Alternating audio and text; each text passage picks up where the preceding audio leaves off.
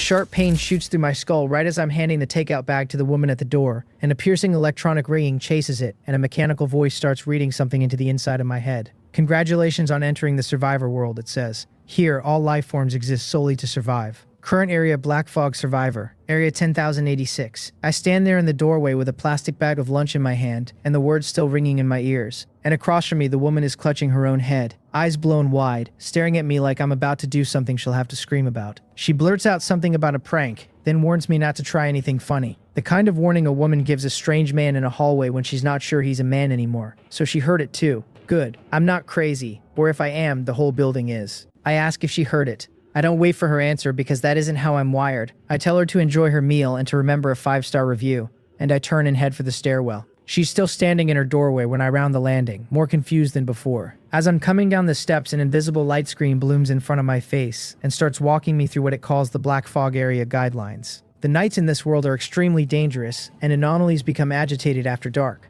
The black fog itself is something not to walk into, ever, and if I absolutely have to gamble, I can try it exactly once. The fog follows living beings, so packing humans together without special protection is an invitation to be swallowed, and the right move is constant migration. If I don't know where to go, the road is the safest choice, because every road has an end. I am to watch my sanity, which the panel insists matters more than strength, because a strong man who loses his mind is just a powerful lunatic. There are material boxes scattered everywhere, and killing anomalies can drop one. Survivors will awaken talents. All I have to do is silently recite, Survivor Panel.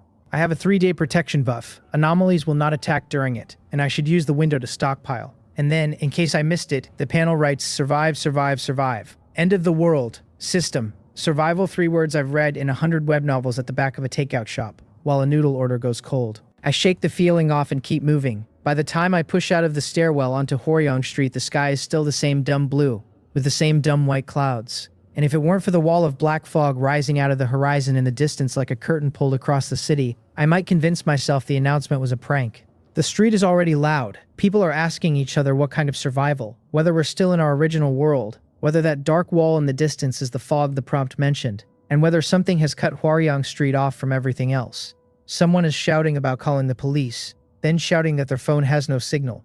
I check mine. Nothing. Of course nothing. I walk to my electric scooter, the same beat-up scooter I've been delivering off all year, and I think about the light screen instead of the noise. In the corner of my vision, the timer reads 71 hours, 59 minutes, 1 second. I think Survivor Panel on the page opens for me. Name Jin Hei-chen, race human, class 0, talent none, and beside that an attribute bar, a communication board, a trading board, and the population of area 10,086, which sits at 35,420 out of 35,420. I check the attribute bar. Strength 8 with a current limit of 10, Agility 8, Constitution 9, Spirit 8, Sanity at 100 out of 100, with a note that anything below 10 is extremely dangerous. Not bad for an ordinary delivery guy. Then a fresh prompt pops up over the panel, telling me I haven't awakened a talent, and asking if I want to do it now.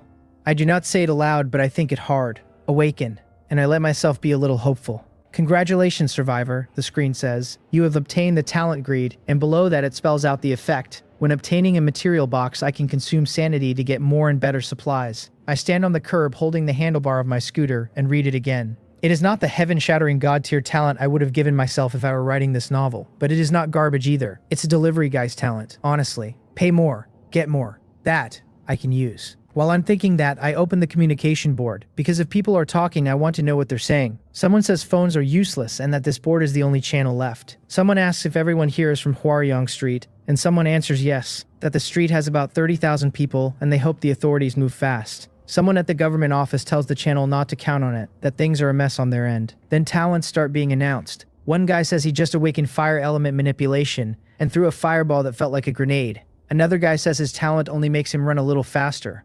A woman with blessing offers to buff a strong team if they'll take her in. A man with healing asks for the same. Then someone reminds them all to read the guidelines. That the fog is unknown and crowding together is exactly what the screen warned against, and the chatter splits into 2 halves, the recruiters and the cautious. The trading board, when I check it, is empty. Talent is one thing. Supplies are the thing. I push off and ride.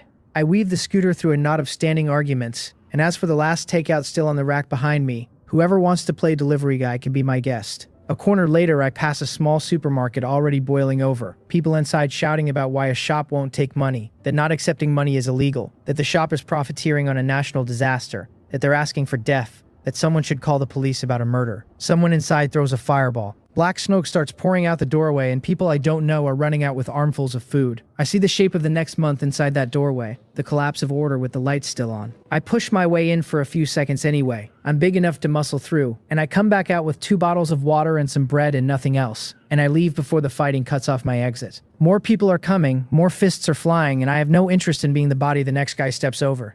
In a city full of strangers, the next thing I need after food is a vehicle, and I don't own a car and I'm not about to steal one, which makes the scooter's battery the bottleneck. I head for the battery rental cabinet on Hwaryong Street, the one I swap from every shift, because that's where my next few hundred kilometers live.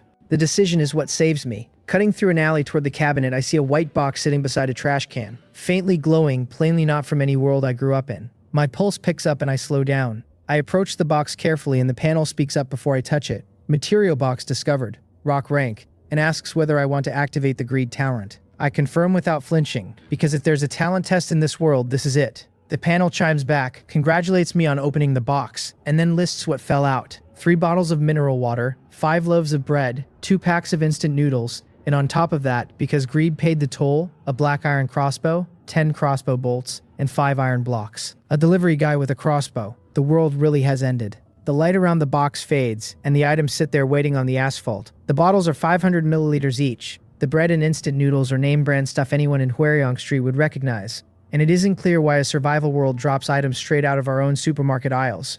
But I'm not in a mood to complain. I pick up the black iron crossbow and turn it over. The metallic weight in my palm settles something behind my sternum. The panel reads it for me. Name black iron crossbow, quality common. A somewhat powerful hand crossbow whose bolt is enough to kill an ordinary creature. The iron blocks take up most of the room. Name iron block, quality common. An ordinary block of iron that can be used for forging in blueprint usage. The blocks give me an idea, and I open the trading board. I list all 5 iron blocks at once and price them at a single car with a full tank of fuel, because that is exactly what I want next, and there's no fee on listing. 5 iron blocks vanish. The trading board tells me the listing is up, and that I have 9 listing slots remaining. Nobody is going to trade me a car for 5 iron blocks, but somebody might. That is the magic of being the only stupid person in the market. I tuck the rest of the food into the delivery box behind the scooter, on top of the water and the 2 undelivered meals already in there, and I check my panel one more time. Sanity, 90 out of 100. So greed cost me 10 sanity per box. Fair enough. I get back on the scooter and head for the cabinet with the crossbow strapped where I can grab it. I do not find a second material box on the way. The first one was luck, and luck is not a strategy. In front of the battery cabinet, I hesitate. Under normal rules, I scan a code and swap 1 battery for 1 battery. These are not normal rules, and I do not need 1 or 2 batteries, I need every battery in the city. I think the word list, and I rest my palm against the metal cabinet. The panel chirps back at me as if I just put a vending machine through the system. The cabinet is listed, the panel quotes my asking price as 1 car with a full tank, and tells me I have 8 listing slots remaining. The trading board even tracks the count and charge level of the batteries inside, which is more than the original rental app ever did. I don't leave the second cabinet either. 7 slots remaining. The moral floor lowers another half step. I'm not proud of it, but the floor is wherever the next box is. Technically, I could empty the parked cars off the curb too, but without keys I'd have to hotwire them, and the owner is probably nearby and I am not in the mood for a fist fight. I get back on the scooter and ride out before anyone clocks me. The cabinets I'll pry open when I find tools, and the batteries on the scooter are good for tens of kilometers as is. The plan is simple. Gather more, trade for a real vehicle if I can, otherwise follow the panel's hint, and ride out onto the highway. The protection window keeps the edges off the danger, but the city is already eating itself. I stop at a metal hardware store on the way out and trade a few items for a crowbar. I find an empty corner, pry open one of the battery cabinets and list the loose batteries with the crowbar. An hour later, sweat already drying on the back of my neck, I find a second box, this one black, sitting near a sewer mouth. I had been about to leave the street for the highway anyway, with food, weapons, the scooter, 2 cabinets of batteries listed, and the panel's hint that grouping up is not safe. New resources are the price of risk and the highway is where they are. The panel chimes again, material box discovered, black iron rank, and asks if I want to activate greed. A surprise on the way to the highway. I activate. Sanity slides back to 90. The box opens and the hull is heavier than the first. Universal fuel times 20, a crafting table blueprint, a skill scroll called basic shooting at black iron quality, and on the greed line, a low-level upgrade blueprint, 5 crystal stones, 25 iron blocks. The level on this box is plainly above the first. The universal fuel is a common quality item the panel tags as fuel for various vehicles. Basic shooting can put a sense of the weapon in my hands, the kind of intuition a delivery guy who has fired exactly 0 crossbows in his life does not have. Crystal stones and iron blocks are upgrade fuel. The 2 blueprints are the prize, and one of the blueprints is what I needed most. The low-level upgrade blueprint, the panel says, transforms an item into a low-level version of itself, black iron quality. The crafting table blueprint requires 15 wood, 10 iron blocks, 5 universal fuel, and 2 crystal stones, takes up a 1x1x1 space, and can process various low-level resources. Both good. The smile that pulls in my mouth is real, and the low-level upgrade blueprint is the one I want on my scooter. The black iron crossbow holds me for now, but a delivery scooter does not survive what's coming. I tell the panel to upgrade my electric scooter. The blueprint begins to convert and asks me to pick a direction, speed, defense, or comprehensive, and to pick a form, motorcycle or tricycle. I pick the comprehensive tricycle. The panel writes up a new sheet for the result. Name electric tricycle. Grade black iron rank. Required resources. 1 electric scooter.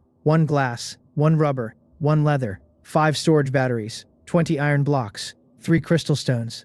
Glass, rubber, leather. The only 3 things I do not have. Of course, I open the trading board. In the hour since the world changed, other people have figured out the trading board too, and even people who don't intend to sell are listing things to see what happens. Some lucky bastards have already opened a material box of their own, because among more than 30,000 people, there's always going to be a few lucky ones, which is exactly the reason I want off this street. The easy resources are already spoken for. The board has a private chat function on each listing, which lets a buyer negotiate price directly. I scroll. I find about 30 people sitting on glass or rubber or leather in singles or in small piles. Most of them price their stock the way I priced mine, which is to say they made the number up. Some ghost me. Some name a number that wants my whole delivery box. I work through them one by one, and eventually I trade 2 cold takeout meals, 2 bottles of water, and 2 loaves of bread for 1 of each, and I have my 3 missing materials. It looks like there is even less food in this city than I thought. That feels true even as I think it. With 30,000 mouths eating, drinking, and panicking in the same square mile, a few of them are going to run out before the protection buff is even up. I lay the materials out, place the upgrade blueprint on the scooter, and tell the panel to use blueprint. A white halo wraps the scooter and the materials, and the whole pile fuses into something that is no longer a scooter. The new tricycle is bigger than a compact sedan, completely enclosed, glass on 3 sides, a big metal cargo bed in the back, 3.9 meters long, 2.4 meters wide, 2.5 meters tall. It already holds more than I do. The defense is no worse than a small car, and now I have a place to actually sit down inside. The panel names it Electric Tricycle, black iron grade, top speed 80 kilometers per hour, 400 kilometer range, no offensive capability, some defense. The cargo bed has a simple seat cushion in it that can serve as a tiny rest spot. The rest is empty, like a truck bed someone closed in with cheap metal. If anyone had seen this thing yesterday, they would have called it a hideous broken tricycle. Today it is a vehicle people would beg for. The end of the world really is a buyer's market. I climb in and test it. Power is much stronger than the old scooter. The cabin keeps the wind off my face, and the highway becomes a real plan instead of a wish. I do not use the crafting table blueprint yet because I have no wood and the table is not urgent.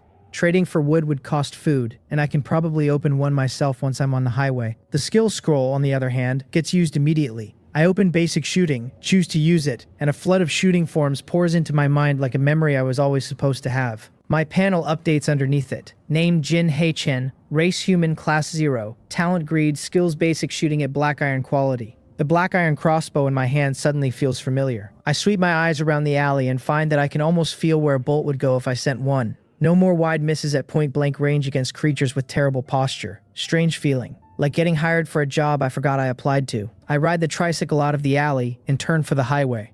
According to the way the timer has bled down, it is somewhere near 1:15 in the afternoon, and dark is still hours off, which is exactly the kind of margin I need to put distance between me and Haryong Street. The protection window says nothing will hunt me yet, and my talent says I get stronger only by opening boxes, so hiding inside the street is the worst trade. The tricycle leaves the street and rolls onto the broad highway, which catches the attention of a few people on the channel. Somebody asks who has the guts to head straight onto the highway. Somebody else asks whether they're tired of living. Somebody asks how many people are in the group. Somebody answers that it looks like one guy on one tricycle. Somebody asks whether one guy is going out alone to die. Below them, a man named Im Gay announces that he has the Berserk talent ability and is recruiting other powerful talent users. That his team already has more than a dozen strong members, a supermarket, and 5 vehicles, and welcomes anyone interested. A Jinhua supermarket post announces recruitment too, supplies of every kind, all kinds of talent welcome. They will rest a day and set out at 8 sharp tomorrow morning. Underneath that, someone is asking for help, that armed gangs are working their way down a row of houses one door at a time.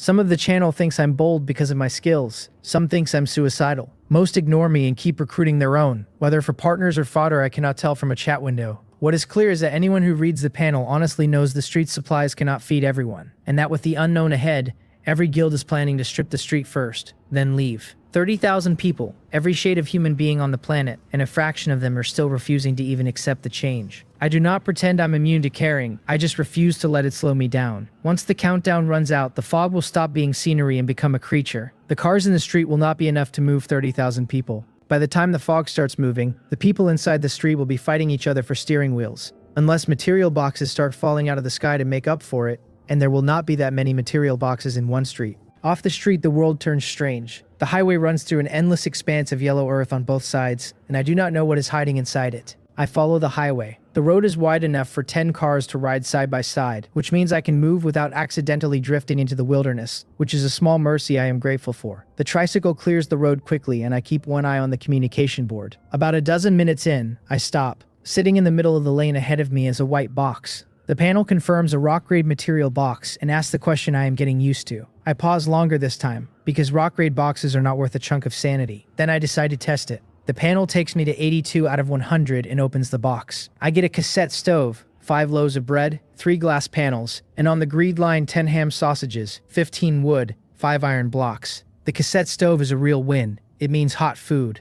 The rest is filler. Maybe greed is not worth it on rock grade. Noted. I throw the food into the back, list the loose materials on the trading board, and drive on. The material boxes on the highway I am pleased to discover are not rare. Starting early is the actual cheat code. In the next hour, I cover about 60 kilometers and harvest another 5 boxes. One is an even sadder wooden box that yields 2 bottles of mineral water, which is not worth the greed cost. 2 are rock grade, 1 is black iron grade. The other 4 boxes after the wooden one are the ones that turn my supplies from delivery guy into household. By the time I take stock, the cargo hold holds the black iron crossbow, 30 bolts, the cassette stove, 1 battery storage cabinet, 15 batteries, 8 changes of clothing, 5 bedding sets, and 1 folding bed. On the blueprint shelf sit a workbench blueprint, a water storage tank blueprint, and a vehicle upgrade modification labeled connecting carriage. The food drawer has 24 loaves of bread, 8 instant noodle packs, 16 bottles of mineral water, 28 ham sausages, 8 cans of island beer, and 5 bottles of vanilla cola. The materials are 20 units of universal fuel, 9 glass, 10 electronic components, 5 rubber, 5 leather, 30 wood,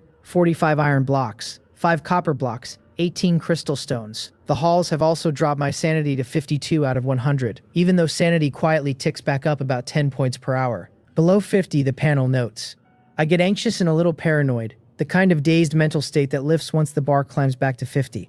Sanity is not a number to gamble with casually. The cargo hold is full enough that I feel safe for the first time today. The connecting carriage blueprint is going on the back the next time the bed fills up or I stop for the night. Not now, because doing it now would just rob speed and range. I am eager for the next one.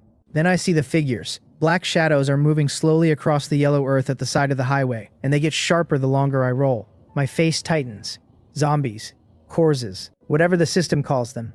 The panel said no anomalies during protection, but does that mean no attacks or no zombies? Are zombies even classed as anomalies? Or are anomalies the worst thing waiting underneath? My speed comes down on its own. The shapes are wobbly and slow, and they have not noticed me. And there are only 7 of them, walking by the side of the road without ever stepping onto the asphalt. I weigh it for a breath, then I decide. I cannot turn around, and if it goes bad, I will gun it through. They look low level, the kind of thing any adult with a weapon could handle. I push the tricycle forward and slip one hand onto the crossbow. The nearest one is making a soft hissing noise as I pull alongside. Its skin is pale to gray, the joints rotten, the clothes hanging off it in worse shape than any beggar I have ever seen. On Hueryong Street, the fangs and nails dark with something black and wet. The mouth puckers open and the hiss comes again. It does not look at me. The protection is real then, at least within a few meters, and a tricycle's worth of noise. I lower the window and the black iron crossbow extends out. I aim. With basic shooting in my hands, the bolt feels like it goes where my eyes go. The bolt punches through the air, through the gaunt skull, and the rotten corpse drops without so much as a flinch. Embarrassingly easy, like delivering takeout to the 3rd floor. I do not let myself get cocky. I stay ready to bolt. The rotten corpse drops where it stood and stays down, and a white material box drops onto the dirt next to it. Loot drop. Just like a low-level mob in a movie. Some kind of order. I move down the line. 2nd rotten corpse, 3rd rotten corpse, and on the last one I experiment, putting a bolt into its leg instead of its skull, just to see what changes. The leg shot pulls its attention. The hiss becomes louder. The head turns toward the tricycle, and for the first time one of them seems aware I exist. The hiss escalates and the rotten corpse keeps hissing. but it does not step toward me. Something is still holding it. That is the answer I wanted. If it can't move, it can't kill me. If it can't kill me, it's payroll. I finish the leg-shot rotten corpse, recover my bolts and gather the boxes. The killing does not bother me. Pulling the bolts out is what bothers me. I get a piece of clothing out of the cargo hold to wrap each bolt as I pull it,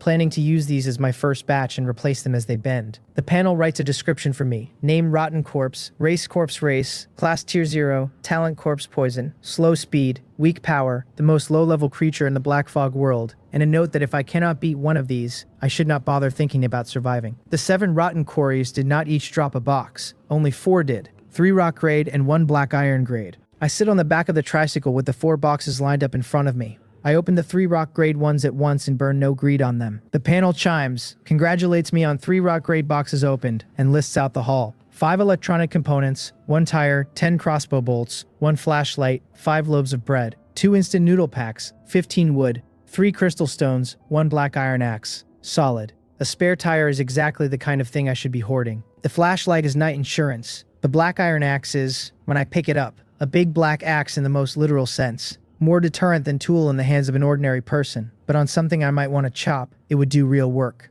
I throw the loose haul into the cargo hold along with the unopened black iron grade box. I do not crack the black iron grade box now. Sanity is low and greed on black iron is worth a Q. The rule I keep telling myself is to keep sanity above 50, and if I get the chance later to find a better tier box, I should not waste greed on black iron either. Knowing the protection buff is the most valuable thing I will ever own. I get back on the tricycle and keep moving. The 3-day window is for piling up everything I can. About 20 minutes after I roll, a dark shape steps out onto the road behind me. Somewhere over the horizon I have already crossed. A giant wolf, standing taller than my shoulder, more than 3 meters long from nose to tail. It follows the smell to where the rotten corpses are lying and stops. It sniffs at the bodies, glances down the road in the direction the tricycle went, then bends down and eats. It swallows half of a rotten corpse in a few bites and huffs into the dirt as if the meat tastes wrong, then keeps eating until the half corpse is gone. After that, it stares down the road for a long beat, then steps onto the yellow earth and follows my scent. Its top speed cannot touch the tricycle, but it has decided about me, none of which I know yet. I am already 30 kilometers ahead, and feeling great about myself. A few hours later, I am 200 kilometers ahead, and the battery is down more than half, and the sun is below the line of the horizon. 3 hours of riding has refilled my sanity to 94 out of 100. There were no towns. There were no other streets. There was only yellow earth, the road, monsters, and material boxes. I take advantage of the last orange light to sort through what I picked up. The take on the highway was big. 2 groups of rotten cores cleared, plus what was lying around without owners. 18 rock grade material boxes, and 5 black iron grade. Added to the one from earlier makes 6 black iron. The 18 rock grade boxes turn into food, clothes, bedding, materials, even some fresh vegetables in a couple of them. And after a while I stop reading each one. I just shove the loot into the cargo hold and dump anything too big on the trading board. Nobody else is set out. I check the channel and there is no news from anyone on the road. Either they don't want to be spotted or they cannot stomach the idea of spending the first night out in the open. Several groups have already promised to set out at first light tomorrow. The communication board this evening is mostly 2 voices. One voice is the groups with supplies announcing themselves. The other is the begging and the cursing. Someone is starving and asking for food. Someone is cursing Imgay by name, calling him a murderer who will not die a good death. Someone is asking why the authorities don't move, asking what the cops with guns are doing while people with talents rob houses door to door. Someone is warning everyone to hide. Someone is promising to chase a man down even from beyond death. Someone is begging for food again. Anyone with even a little stockpile is now afraid to speak in case they're noticed.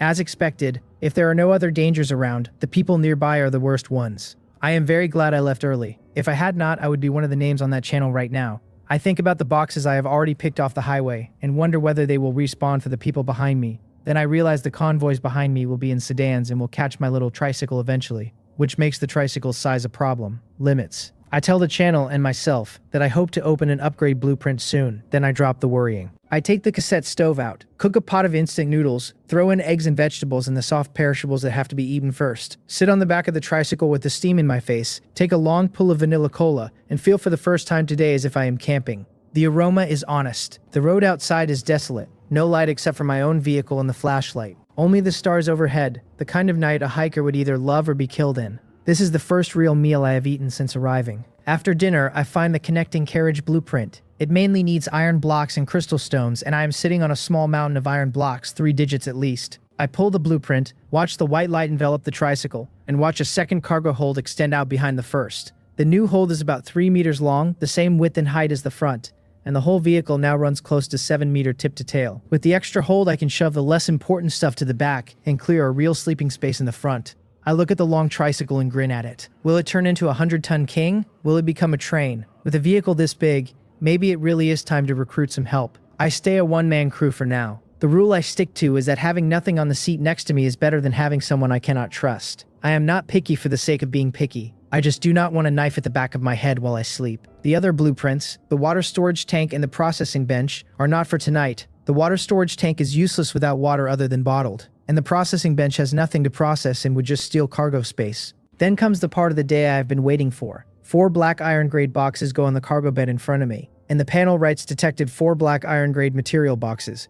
Activate talent greed, and I confirm. Sanity slides down. The boxes vanish, and the items appear in front of me. Universal fuel times 50, a vehicle upgrade modification labeled hybrid engine, 15 crystal stones, 50 iron blocks. 1 desert eagle, a vehicle upgrade modification labeled restroom, 3 magazines, 1 low-level enhancement potion. On the greed line, 3 low-level healing potions, 8 crystal stones, 25 iron blocks, a vehicle upgrade modification labeled sentry mode, a vehicle upgrade modification labeled protective glass, 10 copper blocks, 1 flashlight, blueprints. The corner of my mouth pulls up despite my best effort. This is the burst I needed. 4 black iron boxes averaging 1 blueprint each is the floor of a runaway snowball. Hybrid engine, restroom, sentry mode, protective glass. The hybrid engine wants electronic components, batteries, iron blocks, copper blocks, and crystal stones. The restroom asks for the most miscellaneous: glass, water storage tanks, and a list of trinkets. Protective glass is simple, mostly glass and crystal stones.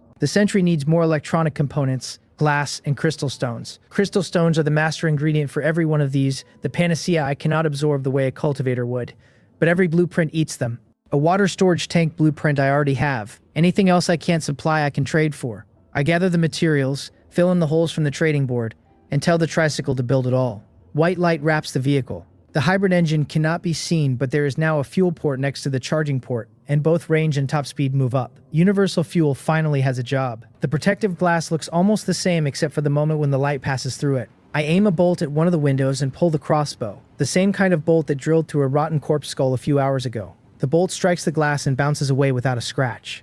Wow. Okay. I will not aim a gun at that one to be sure. The control panel on the dash is where the most change shows up. The screen that previously just gave me battery level and speed now lights up with a transparent screen, and on the screen stands a cartoonish soldier in uniform, holding a tiny rifle, saluting and introducing himself with great seriousness as Sentry Number 1 at the service of his respected master, asking for a name. Sentry can detect within 5 meters of the vehicle, the soldier informs me, and the range can be reset later. I watch the little guy for a second and decide he is, at best, an artificial idiot. But he is my artificial idiot, and right now an idiot watching the dark is worth more than a talent. If anything approaches the vehicle while I sleep, Sentry Number 1 sounds the alert. That is enough.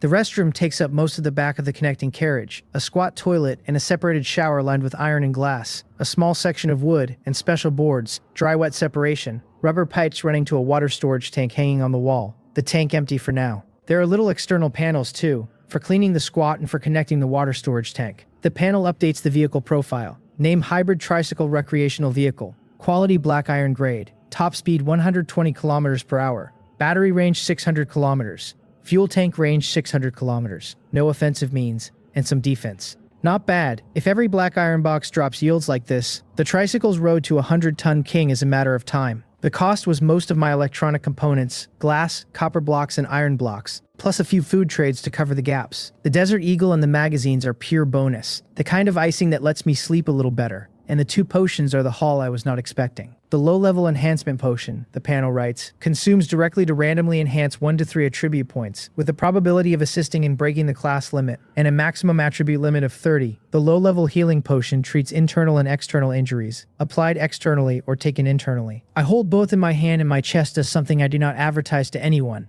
Transcendence in a vial.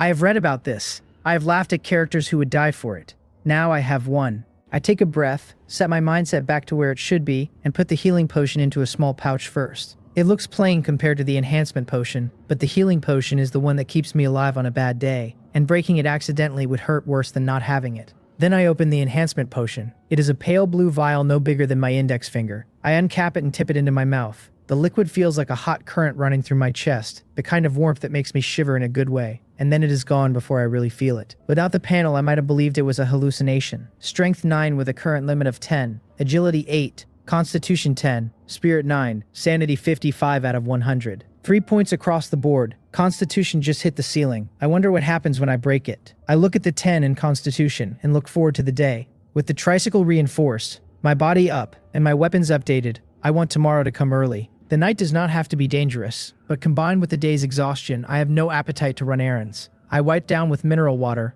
unfold the cot, lie down and pull up the channel to read myself to sleep. The channel is thinner now than it was earlier. Most people are heads down hoarding supplies, hiding, getting ready for tomorrow. Even the ones with time on their hands are probably lurking, same as me. I do not notice how long I read for. Sanity climbs to 72 and I open the remaining 2 black iron boxes. Then I drift off without really registering what fell out. That night, plenty of people on Hwaryong Street are not sleeping either. Some are scared of someone breaking the door down. Some are scared of someone breaking the door down because they have something worth breaking a door down for. I am in the middle of a wilderness. The tricycle and the weapons should be enough to make me feel safe, but the night still wakes me a few times in that half-dreaming, half-aware way that only the first night out ever does. Beep, beep, beep. Sentry number 1 calling master. Other life forms approaching. Other life forms approaching. Master, master, master. I dragged myself up out of the half-dream, sleep clawed away by the words master, and reached for the Desert Eagle and the black iron crossbow at the same time. On the screen above the dash, sentry number 1 is pacing back and forth on his tiny screen,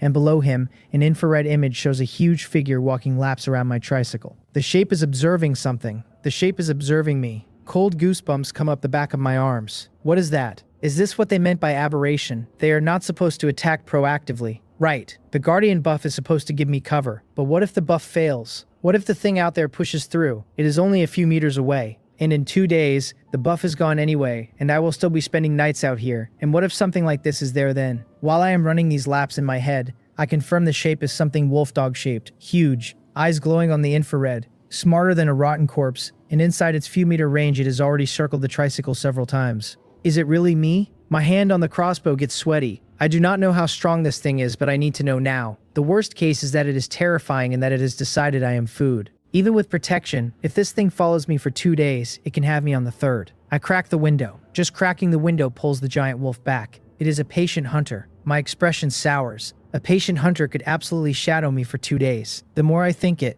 the less I can let this thing live. I lean into the open window with the bolt loaded. The giant wolf, outside in the dark, lets a low rumble out of its chest. Grr, grr.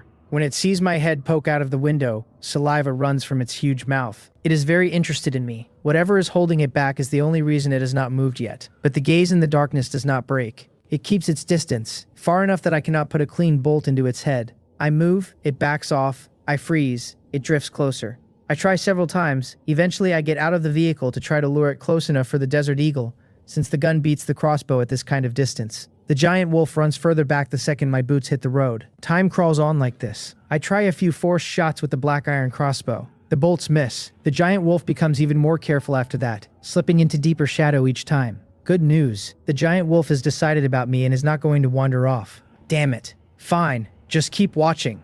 I accept it. I can't kill it, so I run. I think for a second about driving the rest of the night straight through. Then I drop the idea, because if I drive all night, I am the one who collapses tomorrow. I lay back on the cot and wait. As long as the giant wolf does not engage, I will outrun it a little more each day. By the time the protection expires, maybe I have outgrown the problem. The thought slows my pulse. I tune sentry number 1 out, since every time my head shows over the window the giant wolf vanishes anyway, and the alerts have nothing new to say. My reaction seems to throw the giant wolf off too, because after a few more tests it goes still. On a dark stretch of empty highway, the long tricycle sits alone, with a giant wolf king on watch nearby. Inside the vehicle I finally pass back out, telling myself even if the tricycle takes a hit, it can take a couple more before I have to be on my feet with the gun. If I had been on an open scooter tonight, I would be a wet stain on the dirt by now. The first light of morning lays across the road. I am awake and I did not sleep well. Part of it was no shower. Part of it was a terrible cot. Most of it was the monster outside. The sun is up now and I quietly peek out and find a large dark shape staring at the vehicle from a distance. Not too close, not too far. Anyone who did not know better would think it was guarding the vehicle. Bad luck. Of course it stayed. In daylight, I can finally see the size of the giant wolf clearly. Its physique is past a tiger's. The cold gaze it gives me runs ice down my chest. Even if it were a dog, that look would make a normal person freeze. It is not a dog. It is undomesticated and it has decided about me.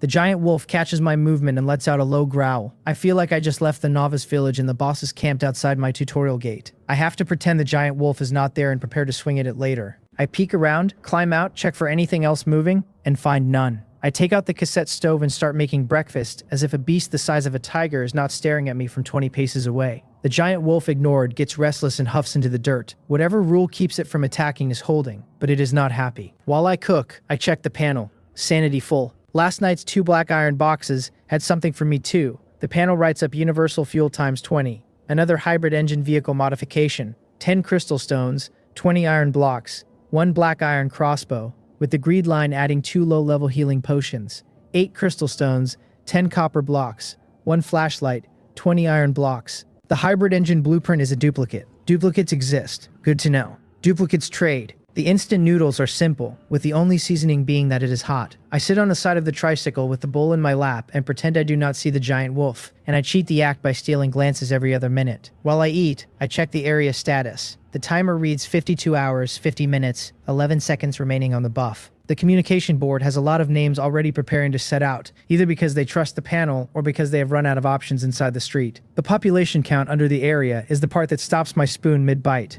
32,366 out of 35,420. 3,000 people dead before the monsters even arrived. I knew people would die. I did not expect that many. Even 10% of Hwaryong Street decided last night that murder was a reasonable answer to the new rules. No wonder the channel last night was a wall of begging. No wonder the cursing was so personal. Some of those names probably have several people to their account by morning. Day 2 should be lower, I hope. I am very glad I am where I am, and not where they are. I look at the giant wolf again. Different problem. Same one, really.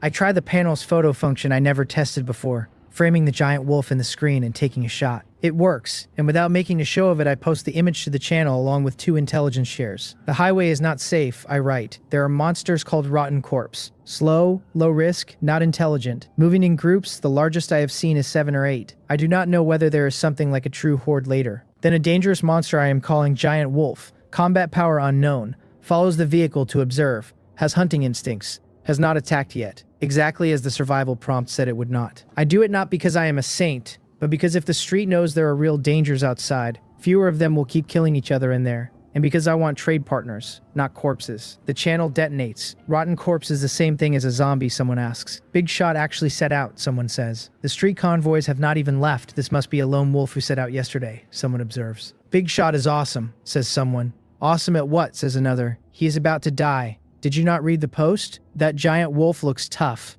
That lone wolf is on a small tricycle. Once the protection ends, he becomes wolf droppings. Brother, how far are you from the streets? Are there forks? Someone asks. Brother, are there many supplies on the highway? Someone asks. Big Shot, share your supplies. Yeah, you are about to die anyway, you might as well share. Good brother, I am 36D, send me food and I will send you photos. Someone offers. Shameless. All of them. Private messages pile up too. I close most of them, sort the few that look like real trades, and find a surprise hiding in the inbox. I leave one open from a man calling himself Captain M. Pagan. Profile picture, a real photo of a square-jawed man with a crew cut. The board runs on real names with optional photos, and most users left theirs as a generic gray box. This guy is confident enough to post his face. Brother, I am Captain Im Pajun, the message reads, leader of the Pajun Guild. To set out alone and spend the first night in the wild is admirable. You must be in trouble. Let us trade. You should need this. Attached, a blueprint, vehicle upgrade and modification, armored weaponry, black iron grade, requires 30 iron blocks, 5 copper blocks, 5 crystal stones, collects to modify the vehicle providing defense and impact force. A man who has already built a guild before noon on day 1 is not a man who got there by being soft. The blueprint is the only thing on this exchange I actually care about. The supplies and talents in the street will end up in the hands of the people who organized first. And in Pajun, what he wants for it. Weapons, other blueprints, information depending on the content. All fine, he writes back. What we need most are blueprints and weapons. Food we have. He is direct. Trading with ordinary items is going to be hard with this guy. I think about the duplicate hybrid engine blueprint sitting in my inventory and send it across. The reply pauses for a beat. Then he tells me the blueprint is a good one, but their vehicle is fine, and they do not need to modify it. Do I have any other type of blueprint or weapon? Helpful. I think about the duplicate black iron crossbow I opened this morning. I do not want to trade weapons, but I have several of them, and the other side will eventually open one of their own. And the trade value of a crossbow is highest right now while my information leak about rotten choruses, and the giant wolf has the street nervous about ranged weapons. Black iron crossbow, 20 crossbow bolts, I write. Trade or not, your call. Impejun does not haggle long. All right, brother, no haggling. Let us trade directly. He sends a trade request and the crossbow and the bolts vanish from my inventory as soon as I confirm. The blueprint lands. I do not delay. Iron blocks, copper blocks, crystal stones, all of which my latest box drops covered. Build. The white light wraps the tricycle, and the frail-looking three-wheeled recreational vehicle starts changing shape. A ferocious metal frame wraps the whole body. The front and the roof grow sharp iron spikes. The doors get spiked too, which means I have to be careful every time I open one. The giant wolf, watching this whole transformation from a respectful distance, looks suspiciously at the new metal vehicle as if it just realized the rabbit it was hunting grew a shell. Heh. The look on your face.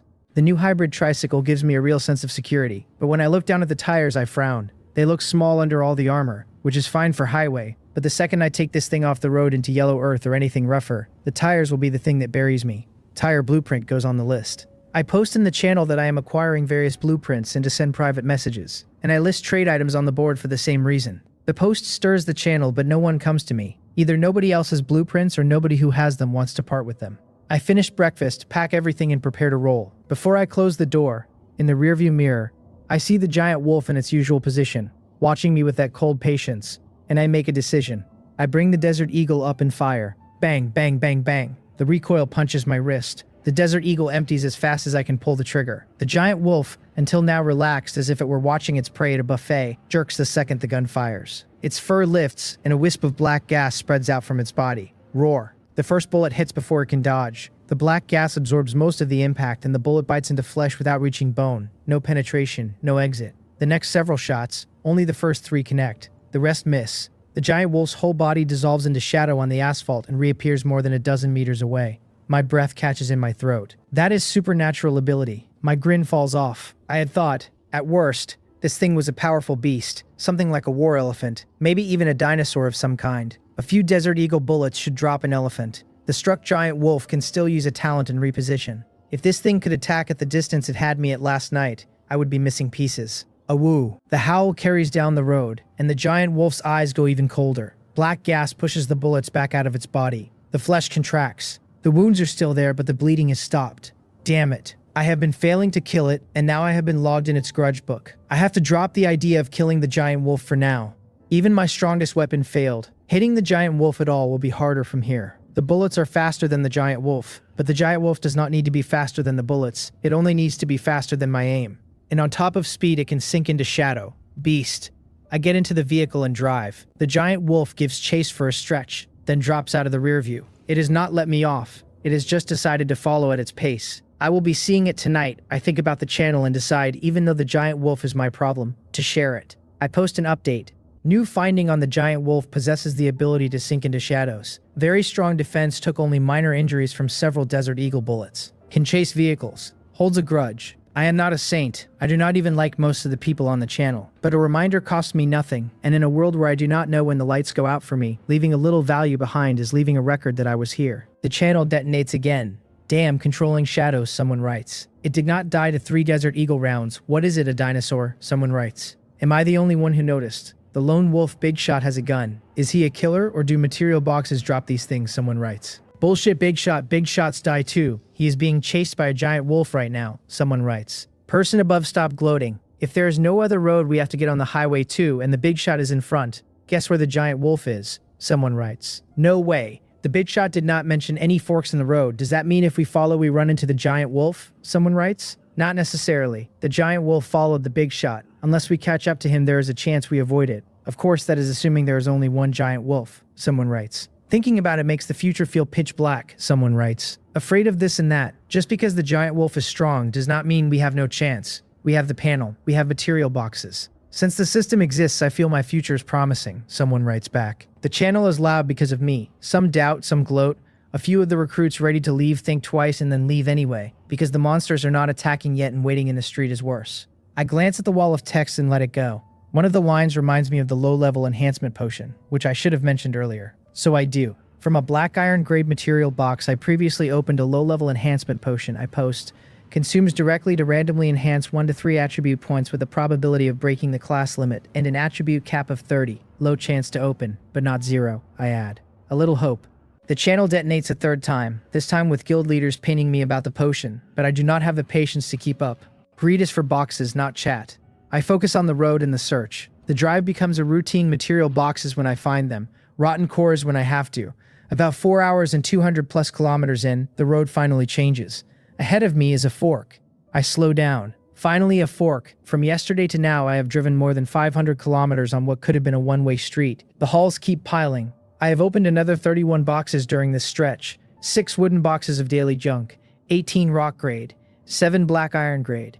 The rock grade boxes have buried me in rice, flour, oil, things I cannot store all of and have been throwing onto the trading board. The 7 black iron grade boxes, besides ordinary materials, dropped another black iron crossbow I throw on the board to fish for blueprints, plus a vehicle upgrade modification called solar charging panel, 1 more low-level enhancement potion, 2 low-level recovery potions, and another connecting carriage modification. The recovery potion is not for healing, but for accelerated stamina recovery. The biggest trade upgrade is the new weapon, a bird gun swapped for a rifle. I now have an assault rifle and 5 magazines. It may not necessarily kill the giant wolf, but a rifle's fire rate beats a desert eagle's, and at the very least it gives me a real chance to test it. Sanity is sitting around 71. My attributes update on the panel. Strength 10 with a current limit of 10. Agility 9. Constitution 10. Spirit 10. Sanity 71 out of 100. The moment the low-level enhancement potion and the solar charging panel blueprint dropped, I used them because hoarding either is foolish. The tier 0 ceiling held, but everything except agility is now at 10. The tricycle now wears solar panels on its roof and has several charging ports inside. The tricycle is becoming a luxury suite. I have not bolted on the new connecting carriage yet because doing it now would make an already huge vehicle into a parade float. At the fork I sit and stare at 3 roads going forward, left, center, right, all of them stretching to the horizon. I pick the middle one. Half an hour after I pick it, I regret picking it. Where are the material boxes? For half an hour I do not see a single box, and I do not see a single rotten corpse. The road is empty. Earlier I was averaging 4 to 6 boxes per hour. Now nothing. The wrong middle road. Or worse, the road that goes nowhere. About an hour passes. The clock reaches noon, and the buff timer reads 47 hours, 59 minutes, 55 seconds. Exactly 1 day in, then I see buildings. Is that a building? Did I drive in a circle, or is this another street? After an hour of nothing, the road ahead grows shapes, then walls, then a town. I slow the tricycle and observe from a distance and confirm it is not Hwaryong Street. The iconic buildings I would recognize are missing. The intersection is different. Without hesitating, I drive the armored hybrid tricycle in. The street is broken. The road is cracked and littered. No sign of anyone left alive on the surface. I check the area on the panel and confirm I still belong to area 10,086, so coming here has not pushed me into a new region. Either the people here all died, or they all left. I work the tricycle carefully past wreckage and around obstructions, eyes everywhere, ears on sentry number 1, until I finally stop in front of a supermarket whose sign reads Bake Shiho Supermarket. The refrigerators and the floor-to-ceiling glass at the entrance are smashed in. From the outside I can see the burned floor and scattered shelves of the inside, and the singe marks on the walls. The reason I stopped is the packaging on the ground. I want to see if I can read a date. There's a lot of trash at the entrance of the supermarket, and a lot of packaging bags. I climb off the hybrid tricycle with the assault rifle across my chest, and the Desert Eagle riding my hip, sweep the parking lot once for movement, find none, and then crouch to pick up a few of the wrappers. The print on the bags matches my world. The same script, the same neat little nutrition panels, but I have never heard of any of the brands. Not one knockoff of one I know either. I check 3 more bags and the answer is the same. These are not foreign imports either. The language is right. The design language is right. The brands are simply somebody else's. Parallel world. I roll the word around in my head.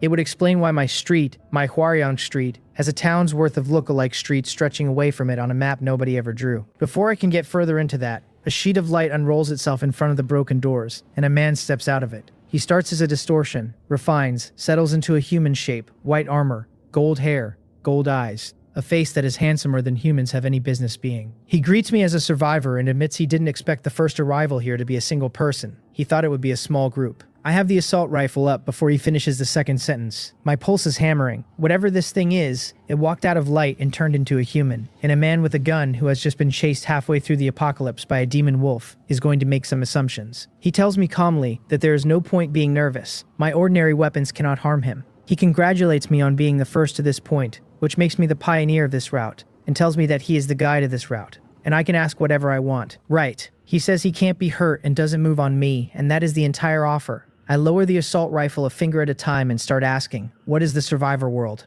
Is there a way back? Is Pioneer a title or a reward? He answers in the patient cadence of someone who has run this script many times. The survivor world is a vast multiverse that absorbs other worlds into itself. And once a world is absorbed, it gets integrated into the rules, which means that strictly speaking, I have never left mine. My home is just inside something larger now. He says it gently, but it lands like a brick. I do not look happy about it. I keep my face flat because the guide is reading me, and giving him a reaction is giving him leverage. But inside, I am cataloging the implication. The whole street, the whole city, everyone I knew, all of it has been swallowed by this place. The black fog is not a localized incident. There is no other side to escape to. He keeps going. Pioneer means I am the first person on this route in Area 10,086 to arrive, and the title is a newcomer reward, and the rewards are real. Him being here answering me is one of the rewards. The second is a Pioneer medal, which gives me a chance to pull intelligence every time I reach a new place. The third is a wish, and as long as my wish is not excessive, he will help me realize it.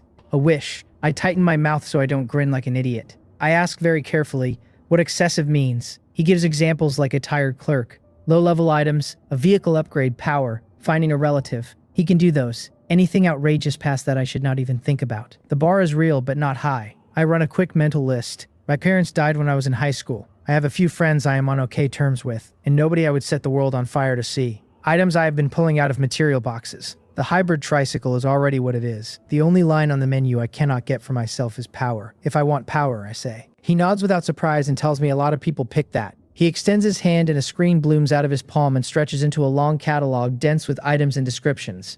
Potions, a handful of pills, some cultivation manuals and secret techniques. I scroll. Talent Awakening Potion. Silver, guaranteed to wake a talent if you have none, and guaranteed to push you through any class bottleneck below tier 2, with a random attribute boost of 5 to 10 points, and if your talent has already awakened, a chance to raise its level or grant a second one. Vampire Bloodline Potion. Bronze, guaranteed bloodline plus 8 to 12 attributes, plus a chance at vampire skills. Demonic Ape Bloodline Potion. Silver, the same shape, 15 to 20 attributes, a chance at demonic ape skills. Blood Boosting Pill. Bronze, breaks any bottleneck below tier 2 and adds 5 to 15 random attributes for the duration. A Vitality Condensation Technique at Silver, a refining technique that purifies energy and helps you push through bottlenecks and includes a few attack skills baked in. The list is long. Reading it just tells me how broke I am. Everything on offer is bronze or silver. Black iron is not on the menu, which means black iron is beneath his table, and anything above silver is beneath his ceiling. This guide is generous, but he has a budget too. He asks if I want him to recommend. I look up, which is enough invitation. He runs through it like a counter clerk.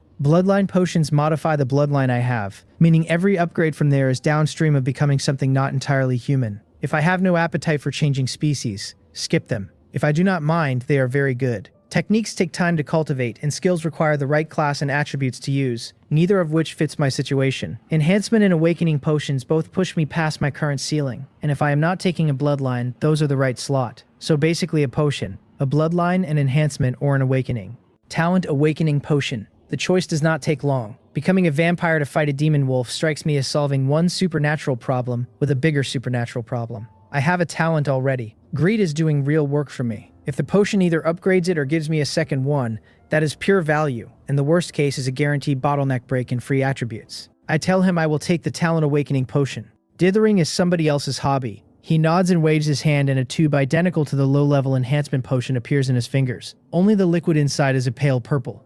The guide tells me to find my own opportunity to drink the potion, that the effect will take about 30 to 60 minutes of my world's time to settle, and that this is the Pioneer medal. He passes that across with another small flare of light, and a silver-white star-patterned medallion lands in my palm. I cannot place the medal, but it is cold against my skin. The moment I close my hand on it, the information flashes into my head. Pioneer medal, silver, a pioneer of the novice village, reputation +1 in certain specific areas, with a chance to trigger intelligence on arrival at new places. A solid item. There is an equip option. I tap it. The medal panel hangs itself under my name on the status screen, the line reading Medal Pioneer, and that is my new identity tag. I still have questions, I tell him. He gestures for me to ask. Are material boxes randomly refreshed?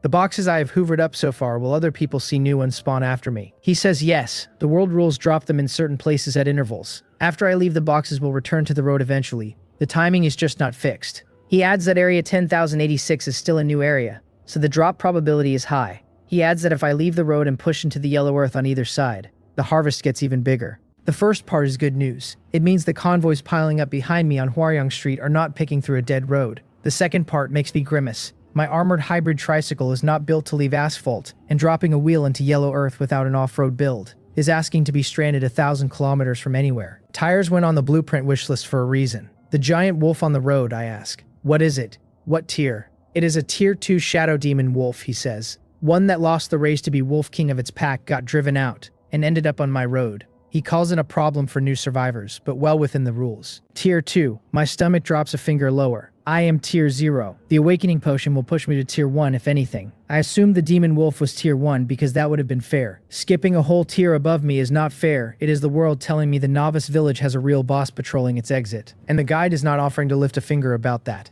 Bosses are mine to handle. I switch tracks. The 72-hour protection, I say. Tell me about it. He says the 72 hours are a window to adjust, but for someone with strong acceptance like me, they are a window to get stronger. When the timer ends, the black fog activates and the monsters inside it activate with it. What I have seen so far will not be all of it. Area 10,086 is going to look like this dead town did, eventually. He calls this dead town one of the regions that came before us. I get goosebumps in 3 places at once. I was bracing for some version of this, but hearing him say it out loud still makes the apocalypse feel like a procedure with a queue. Everything is a game, the people running it are administrators, and they keep starting new rounds. What is the purpose? I start to ask. Who is behind it? He cuts me off mid-sentence. Very polite. He does not know that is just how the world rules are. There is nobody behind him. He is just doing what the rules tell him to. If I insist on framing it that way, he says, then he was simply chosen by the world. He adds, almost as an afterthought, that he was a survivor once too. That actually catches me off guard.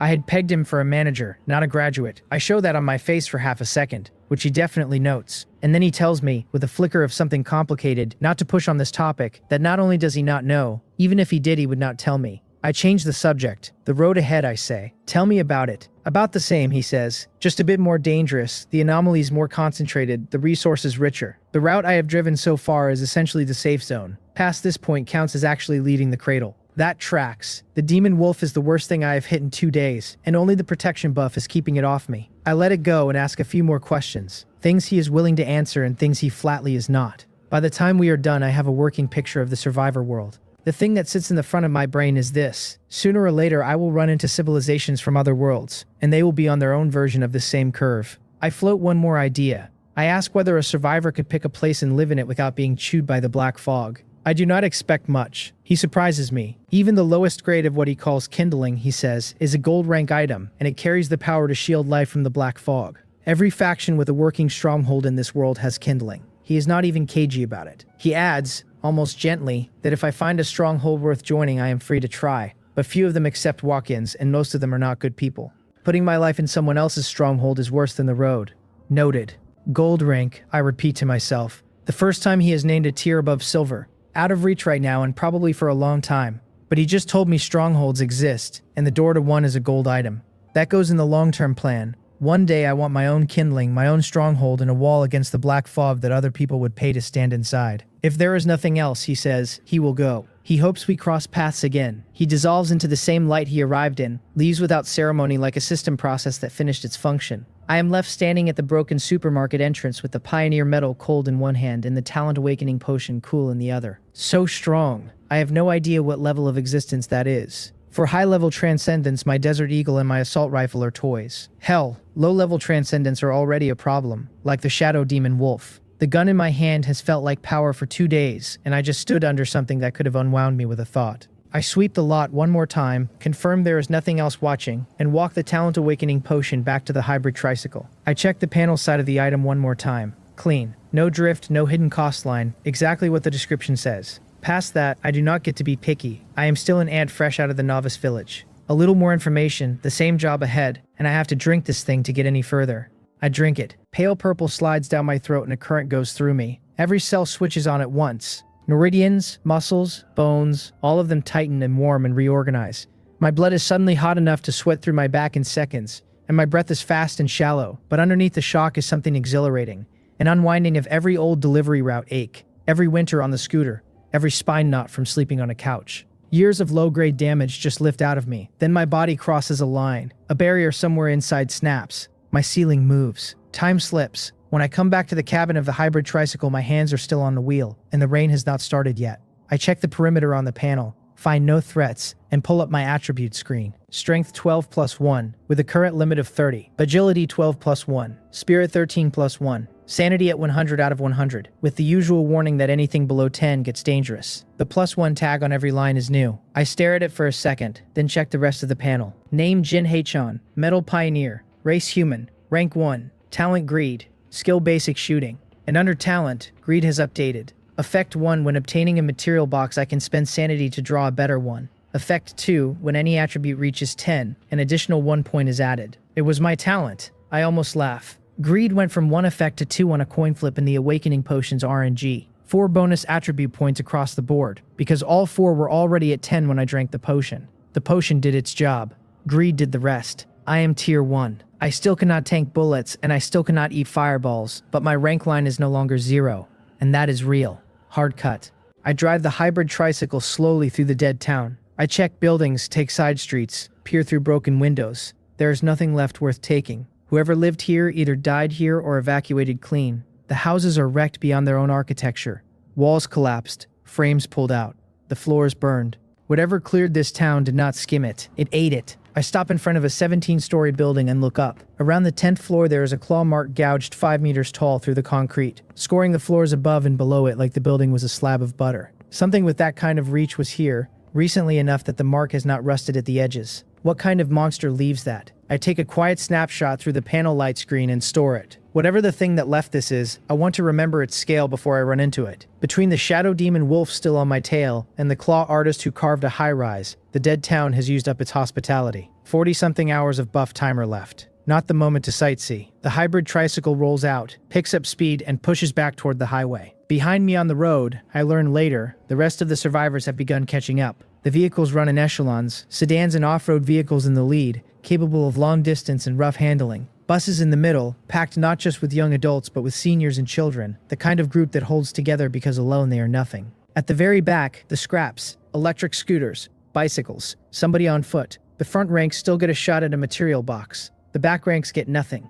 A few brave souls, having read the channel and decided the rotten cores on the dirt verge are not aggressive, drift off the asphalt to see what the yellow earth can give them. At the very front of the highway, a dozen vehicles run together at 100 kilometers an hour. The team's leader is Im-Gae, riding the back seat of the lead off-road. He has been in the survivor world for 1 day, his talent is berserk, and he has used those facts to crown himself a local emperor over the smaller groups that crystallized around him. If he had not been trimming the trash off his roster, he could already be 100 deep. Im-Gae is sinister, ruthless. His hair parted 7-3 and dyed yellow, his black shirt unbuttoned to show a black tiger tattoo across his chest. There are 2 women crammed against him in the back seat, his arms wrapped around them like a possession. The off-road has not stopped for hours, and Im-Gae is still in a mood. He pinches the woman on his right hard enough to make her yelp, ignores it, and turns to the driver up front. He demands to know how the hell they are this far without seeing the target. He says when he catches the man in front, he is going to break his legs first and watch him crawl. The driver, a man in thin gold-rimmed glasses, used to chauffeur a corporate boss,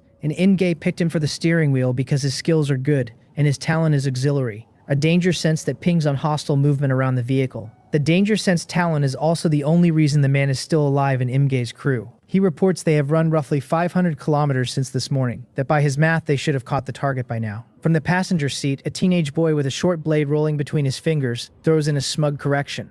The target had a head start of only a few hours. On a small tricycle, no realistic way for him to be ahead of them this far unless he drove through the night without sleeping, which the boy considers unlikely. Before the apocalypse, the teenager was Im-Gae's lackey, and after waking with a combat talent, he has graduated into Im-Gae's right hand. Their entire goal after they set off was Jin Haechan. Hyungwoo's video had shown his haul, the supplies, the upgraded tricycle, a desert eagle out of nowhere. A man alone with that much loot is the fattest sheep on the highway. They have not stopped for anything along the way except material boxes. He must have opened a blueprint and pushed the tricycle past its base form, the bespectacled driver says. But a tricycle is still a tricycle. It can only be upgraded so far. The right-hand boy with the blade nods. His talent is something for stalking. His eyes are quick, and a second later he straightens. A fork in the road, he tells Im-Gae. He has felt it before he has seen it. The lead off-road brakes and the rest of the convoy stacks behind. Im-Gae calls back over his shoulder for someone to bring the woman. A woman in a torn professional suit, bruised face, split lip, is dragged out of one of the rear vehicles. She looks at Im-Gae with all the hate she has. Im-Gae is unbothered.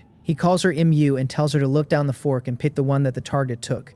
and not to play games or he will not be polite. Im-Yu's brother Im-Woo, who is being passed off in the next car barely conscious with a broken arm, is the leash Im-Gae has on her. He has been beaten close to death already. Im-Yu has been kept around as scout cannon fodder, and she knows it. She is unwilling, and she walks to the fork anyway, because the alternative is watching her brother get hurt again. She activates her talent. Her talent is Wind Whisper. There is almost no offense in it, but it makes her a precise scout and tracker. The current of air between the trees and the asphalt tells her things. She sweeps the 3 roads and feels Jin Haechin's tricycle path on the middle one, not far ahead. She also feels something else. A heavy presence trailing him. The Shadow Demon Wolf. She remembers the channel posts about it. Hard cut. Im-Yu thinks carefully. The giant wolf has been on the lead man the whole way. She does not know whether it would turn on Im-Gae's convoy once it discovered them, or whether it would stay locked on Jin Haechin. The uncertainty itself is information she could use. Im-Gae slaps her across her swollen cheek for hesitating. The sound is wet and short. He tells her to speak quickly and not play games. She tells him the middle road. She says it flat. Her face is uglier than it was a second ago, and her eyes have gone harder. Im-Gae sneers and calls her a cheap-boned, obedient little sister, and reminds her that if any danger appears later, he will throw her brother out as cannon fodder first, so she had better be sure. He enjoys being hated. The two are cousins. Im-Yu was always the other people's child growing up. Im-Gae was the cautionary example. Their bad blood predates the apocalypse. After they were dropped into the survivor world, she became his prisoner because she tried to stop him from doing what he was doing, and her brother Im-Woo was beaten for stepping in. She thinks about Im-Woo bleeding in the rear car and grinds her teeth and confirms the middle road. Im-Gae has her dragged back to her vehicle. He gets on the walkie-talkie. Middle road, hold formation, wait for his order, and once they rob the lone wolf in front, everybody eats well. The convoy cheers and rolls. To them, Jin Haechin is the biggest fat sheep on the road. Not the broke recruits scattered in the streets, not the better armed groups that have already organized too many people to bully, but a single man visibly loaded. Jin Haechin has been aware of being chased for hours. I have eaten in the cabin to avoid stopping. Bread and bottled water with a sausage when I can chew without bouncing off potholes, just enough to keep moving. Then the environment shifts. The yellow shoulder on both sides goes green. The asphalt narrows under a canopy of trees. The dense forest opens around me, taller than I expected, and a fine cold drizzle starts coming down. Rain. The first thing I think is that this is a problem. The second is that the water tank could finally fill. The third is that with 2 unknown predators on this road, I am not stopping to deploy a rain catcher. The drizzle picks up to a steady rustle on the cabin glass. The road stays smooth, which is the only good news. If I were trying to drive this in the actual undergrowth right now, I would be sunk by the first puddle. As it is, the new anti-skid build keeps the tires planted. I keep driving for 2 hours. The forest road begins to feel almost familiar. Boxes appear at a reasonable pace, which is much better than the empty middle road earlier today. I open 8 in total, and pop the 5 rock rank boxes immediately, because rock rank is mostly groceries and they do not deserve the patience of a sanity spend. Bulk food, cooking oil, rice. 1 rock rank box surprises me with a blueprint, which is rare for that tier but not impossible. Vehicle upgrade / modification. Generator. A real upgrade. I save it for the next maintenance stop along with the connecting carriage. The 3 black iron boxes drop their own line. Low-level enhancement potion. 1. Vehicle upgrade / modification. Water purifier. Vehicle upgrade / modification. Large anti-skid tires. An assault rifle, 2nd copy, which is gravy. The first 2 I save for the install bench. The potion I drink immediately because hoarding stat juice is foolish. It bumps my strength and constitution by a point each, and with the +1 from greed both fields settle at 13. The large anti-skid tires blueprint stops me. I pull over and let the build run. Tires are a binary upgrade, and the road I am on is still wet asphalt that is going to turn into something worse the further I push. Rubber, iron blocks, crystal stones. The blueprint melts into the chassis with the usual flare of white light. The hybrid tricycle comes back taller, sitting higher above the road on aggressive treads. Muddy ground now, no problem. Highway 2. The reach of the vehicle just doubled. Not bad. I move to start back up. There is a noise behind me on the highway. I do not need to look to know it is engines. More than one. Sustained throttle. Closing. I drop the AK back into my lap and roll. Survivors caught up. Fast. I knew this was coming and I am still annoyed that it lands now 2 minutes before I would have been moving again. With the assault rifle I am not actually afraid of them, but a convoy is a convoy, and the math of 1 against many never feels comfortable. I run the meeting in my head while I roll. Option 1. They are used to bullying and they roll up belligerent. They try to rob me or recruit me by force. The probability is not low. An ordinary convoy that just wants to live does not pace at the very front of the highway. If I do not want to join, I have to fight. Option 2. They ignore me and pass. In that case, my edge disappears because greed needs me to keep opening boxes, and if a fast convoy is in front of me, the boxes go to them. Neither is a good road, so I pick a third one. I aim the nose of the hybrid tricycle at the line where the asphalt meets the dense forest. New tires, no excuse not to. If the convoy makes a move, I have cover and broken ground. If they pass me, they take the highway and the boxes, and that is the price for the cover. I load both assault rifles, top off the Desert Eagle in my belt, and crawl forward into the tree line at a speed that says I am still thinking. Behind me, the engines are getting closer. If they have any sense, they pass me. If they do not, they become my tool people. The breathing in the cabin gets a notch faster. I have killed plenty of rotten Koras. I have not killed a person yet. The idea is unsettling and a little electric at the same time. I have always known what kind of world this is. It is just the first time it has asked me directly. Hard cut. Found him. Caught him. Intercept. Ram him. Imge is already screaming over the lead off-road's dashboard when his bespectacled driver pulls into visual range. He has been bored on the road for hours and his target is right there, the tricycle nosed into the trees like an animal trying to find a hole. The whole supply haul, the gun, the car, all of it is his. The lead off-road floors it. Hard cut. The drizzle is heavier now. I feel the lead off-road's engine before I see it, and I am already adjusting the angle of my entry into the dense forest. Then their lead car commits, and the bespectacled driver puts his front bumper into my rear quarter panel and pushes. The off-road is built for this. It pins me forward, throttles up and rams my hybrid tricycle into a thick tree at the edge of the trees. The whole frame jolts. The women in the off-road scream behind their windshield. Imge shouts to keep pushing, ram me into the tree, keep me there. He does not care about damage to his own vehicle. He just wants me anchored. Fine. Pinned to a tree is a position, not a problem. I draw the Desert Eagle and put a round through the driver's windshield. The glass goes white, and the bespectacled man drops the back of his head opening before his hands leave the wheel. The teenage boy in the passenger seat is faster than his driver. Before my second shot lands, he is already out the passenger door and rolling on his shoulder through standing water, vanishing into the rain with a wet splash. Imge's expression freezes for the first time. Hyung Wong's video had said gun. He had not actually believed gun. Not really. Not at the front of the line. Now he is staring at a hole in his driver's skull and processing. He recovers fast for what he is. He grabs his walkie-talkie. He shouts that Jin Haecheon really has a gun. He orders the teenage boy So Bai to slaughter me. He orders the rest of the convoy to keep up, to keep ramming, and threatens death to anyone who slacks. He is bullying. It is what he knows. So Bai, the teenage boy, does not answer. He is already moving forward through the rain, blade out, gaze cold, working blind spots between vehicles, checking windows for the angle of a barrel. The torrential rain does not slow him down. He moves like a tool that was made for this. Hard cut. There is no logic left in this world. I sit in the cabin of the pinned hybrid tricycle and look at the half-broken tree my front bumper is wedged against, and let myself say at once. I had thought, maybe, that the convoy would at least posture for a minute first, throw some opening lines, assess risks. Instead, they rammed me on sight. Apocalypse efficiency. The car will not roll out of this without a reverse and a turn, and I do not have that long. I climb out into the rain with both assault rifles, draped in the black coat I have been using as a shell. Hood up, the rain sluicing off my shoulders.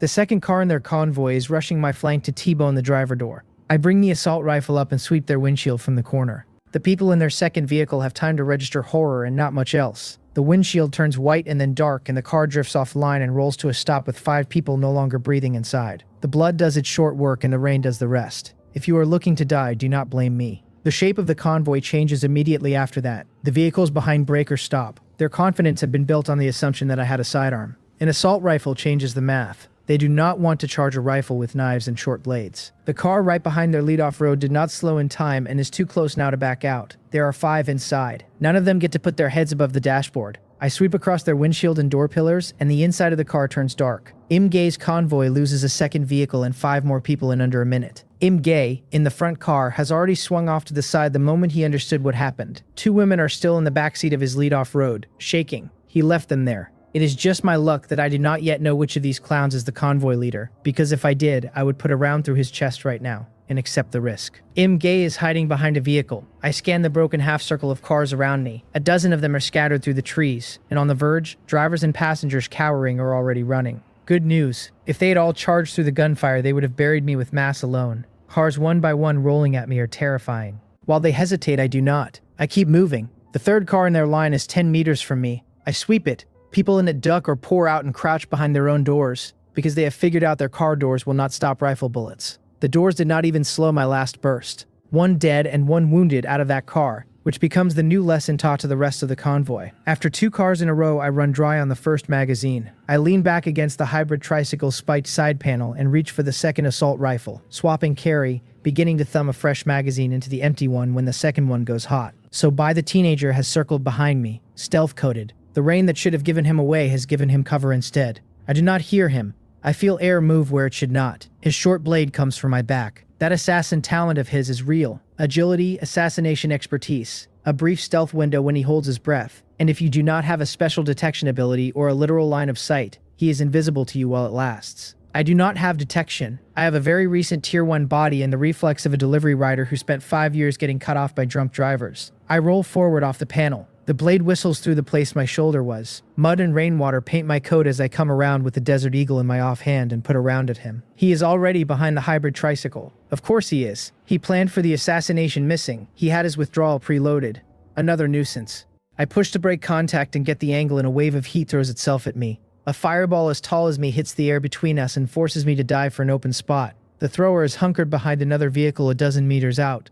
Casting from cover, I fire 2 rounds toward the spot to keep his head down and pull off line to put space between us. Scum, let us see what you are worth. Let us see how long you last. Gay is shouting from his safe hiding hole somewhere behind the vehicles. The voice is triumphant. From his point of view, I am cornered against the trees, on foot, taking fire from at least 2 directions, low on cover, low on time. He thinks he has me without lifting a hand. He has not noticed yet that I am the one who has been moving. He keeps shouting, saying I do not have many bullets left, that the boxes I picked up were luck, that if I hand over the supplies honestly he will let me live. The last part is the funny one. The credibility of his offer is exactly 0.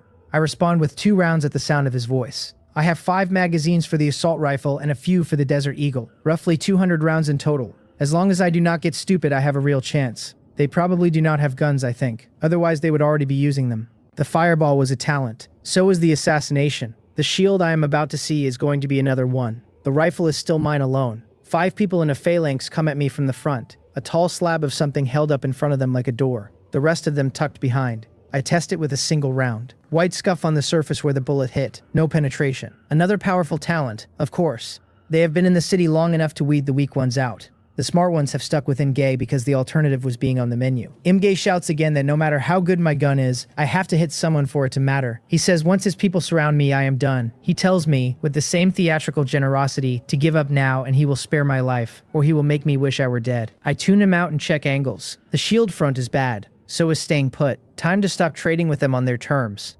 I shout at the shield front. I tell whoever is back there, in the back of their group, take down your leader and hand him over, and I will let you join me. Otherwise, the next bullets find them. I do not believe they will listen. I shout it because the shape of a betrayal seat is half about being heard, and an unwilling crew that knows there is an exit is a crew with cracks.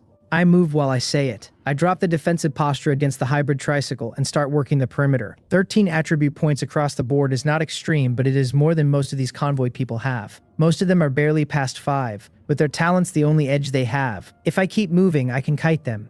Gay starts laughing and calls me scum again. He does not finish the second sentence. A figure cuts through the rain at sprint speed. The next thing his cars hear is my rifle. The people I hit are not the ones behind the shield. I've ignored the shield. I sprinted around the side of the formation to get an angle on the people further back. 3 guys 20 meters behind the shield who had been watching the show with their heads up. The spectator class of the convoy. The shield does not cover them. They do not have combat talents. They were here to enjoy. They go down one at a time before they even understand they are being shot at. The cries that go up from the vehicles around them tell me the rest of the convoy has just had a new lesson taught to them. The man they came to rob is not a sheep. 10 of them down in the first few minutes. I keep moving. I avoid the cars that are already collided up against my hybrid tricycle. The spot where Sobai and the shield bearer are hovering, because that is the kill box they want me to stand in. Every few minutes I duck back into the trees to swap magazines without being seen. The dense forest is not for them. It is for me. I want Gay. I want the fireball thrower. Both of them are good at hiding. The fireball thrower has gone silent after 2 casts, either gassed or scared. Nobody else has fired a gun back at me. Not 1 round. That confirms it. They do not have any, which means they cannot stop me except by closing distance.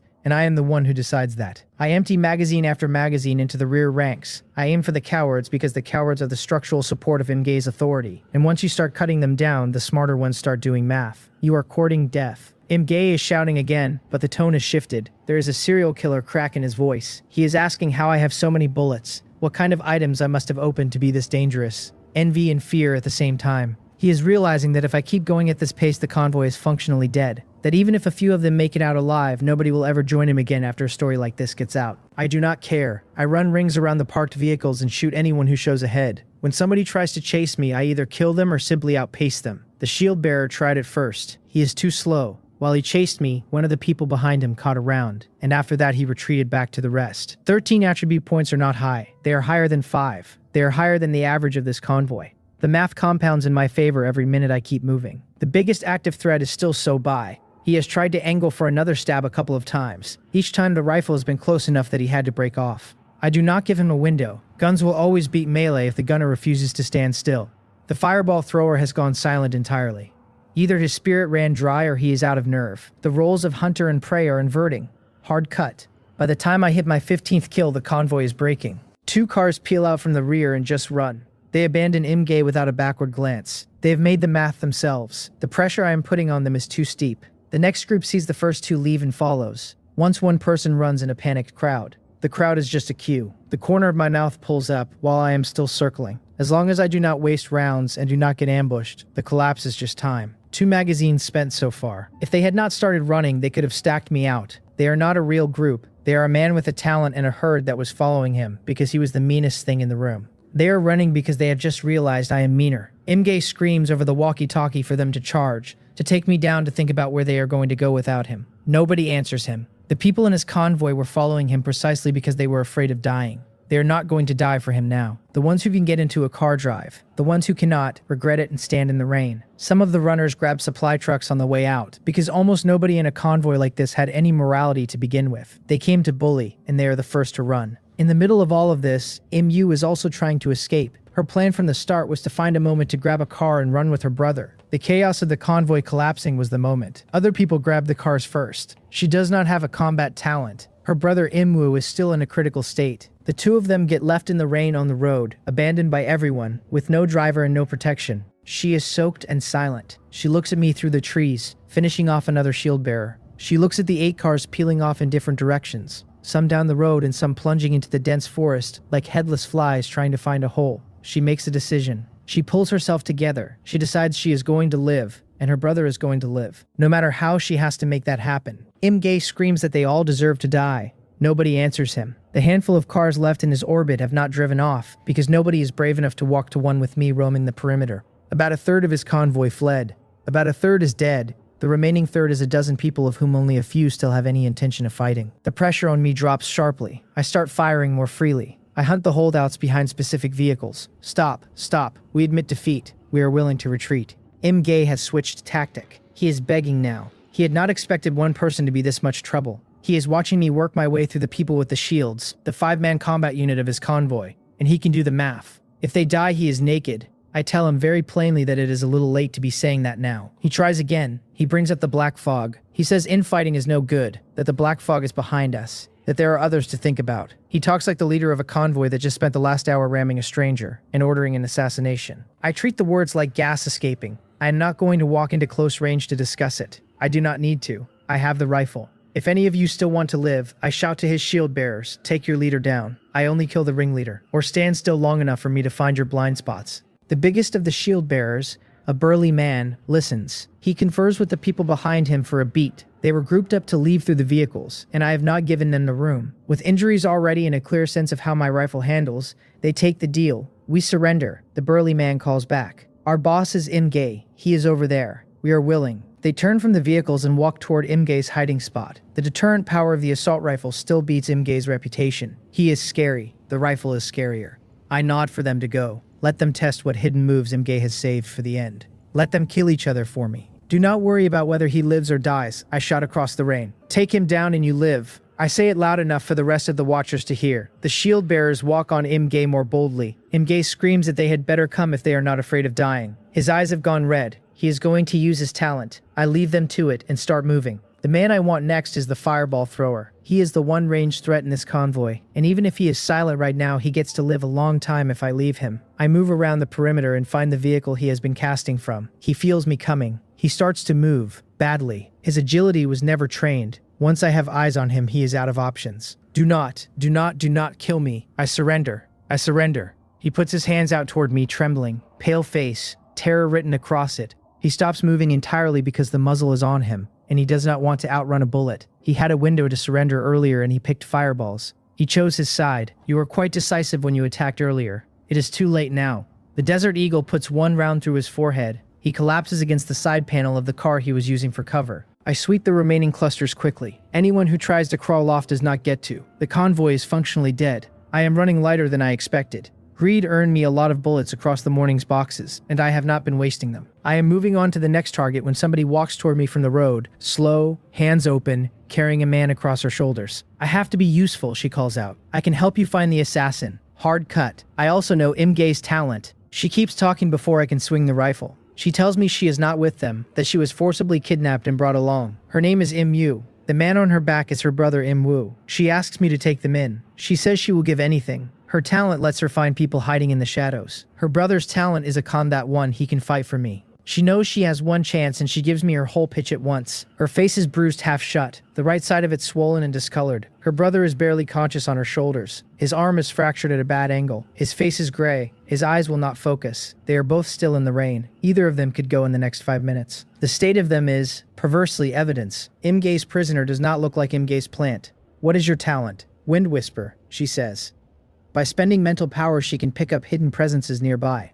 She tells me, straight, that the assassin has already moved on Imge, that the 5 shield bearers are now in trouble. She tells me Imge's talent is berserk, triples his strength, agility, and constitution, but it eats his mental power and sanity, and if he holds it too long he loses his mind entirely. The numbers matter. If Imge was at 5 across the board, berserk pushes him to 15. He is probably above 5, which means a triple berserk Imge is a flat brawler with 20 in every relevant field, and so by the assassin is moving on him with stealth-coded agility. If I close to fist range, I am in mutual destruction territory. Im-Yu adds that her brother was beaten down by the two of them together back when he first tried to stop Imge. This makes me more cautious. It also makes me certain Im-Yu just spent her hostage value to fix the math for me. She did not negotiate. She gave me the file. Meanwhile, the shield bearers are walking into a buzzsaw. They had been confident about a one-on-Imge fight. They had failed to weight the assassin into the equation, so Bai did not come for me. He went to rescue Imge. The Shield 5 are now facing a berserk Imge and an assassin who appears out of nothing and kills the first of them before they even register he is there. Imge draws a hammer and a blade. Traitors. All of you have to die. He confirms my rifle is not aimed at him and ignites berserk. He moves at me with intent to end the fight fast. He regrets provoking me but does not regret enough to lie down. With Sobai's stealth coordination, he kills 2 of the Shield 5 in succession. The remaining 2 cannot hold. The big shield bearer is blocking Imge's hammer. The other one is trying to hold off Sobai. Both are losing. Imge is moving like every attribute is over 20. I move on the angle Im-Yu gave me. Sobai is the one who almost ended me earlier, and Berserk Imge will still be a problem after the assassin is dead. But as long as Sobai is in play, he is the variable that lets Imge freelance. He commits to a stab on the second shield bearer. The short blade goes into the man's chest, so Bai pauses there for half a heartbeat to confirm the kill, the way he did with the bespectacled driver. Confidence costs him. The assault rifle finds him at 10 meters. Distance is nothing for a bullet. He feels something wrong and instant too late. His chest opens. Several more rounds pass through him in a tight cluster, and the shape of him on the ground stops being a shape. Both the second shield bearer and Sobai die in the same second. The shield bearer to the blade, Sobai to the rifle. Imge sees it. His face stops working for a moment. Traitors. Scum. You scum.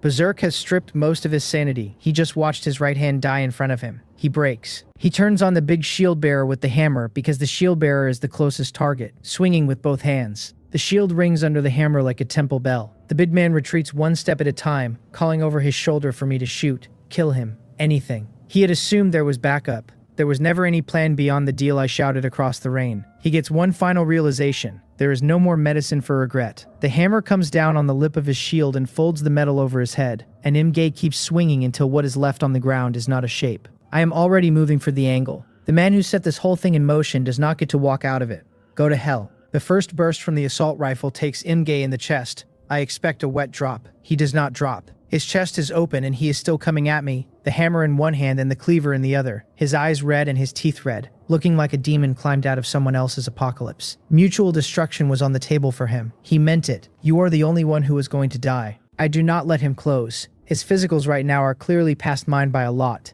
I lean into the trigger and walk the rounds up his torso. Metal poisoning sets in fast on Berserk users when the bullets keep coming. The dense bullet holes do not stop him for the first second or two, and then they do. He collapses. I empty the magazine into him on the ground. I am not interested in a second round of this. Only after he is genuinely not moving do I lower the rifle and swap in a fresh magazine.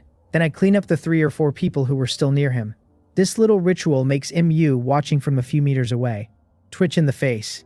She does not say anything. I think, looking at her, that what she just learned about me is that I am cold-blooded and careful. Both are correct readings. She can keep them. I checked the field one more time. The convoy's main targets are all down. 6 people are still alive at the scene. By status, they are all cannon fodder or playthings of Imge's original crew. The Im siblings are 2 of them. 2 of the other women were the ones huddled in Imge's back seat during the fight, frozen, hands clamped on themselves. 2 more were standing some distance off, drenched, terrified, wanting to leave and wanting to not provoke me, doing neither. In their eyes, I am as big a villain as Imge, and possibly worse, because they have just watched me unmake him. Imge being dead does not promise them they are safe. They know how this kind of story usually ends. Mu bows her head and asks me, in the rain, to take them in. My name is Jin Hechan, I tell her. In the future, your rewards depend on what you do for me. Aside from what I hand out, everything this team takes belongs to me.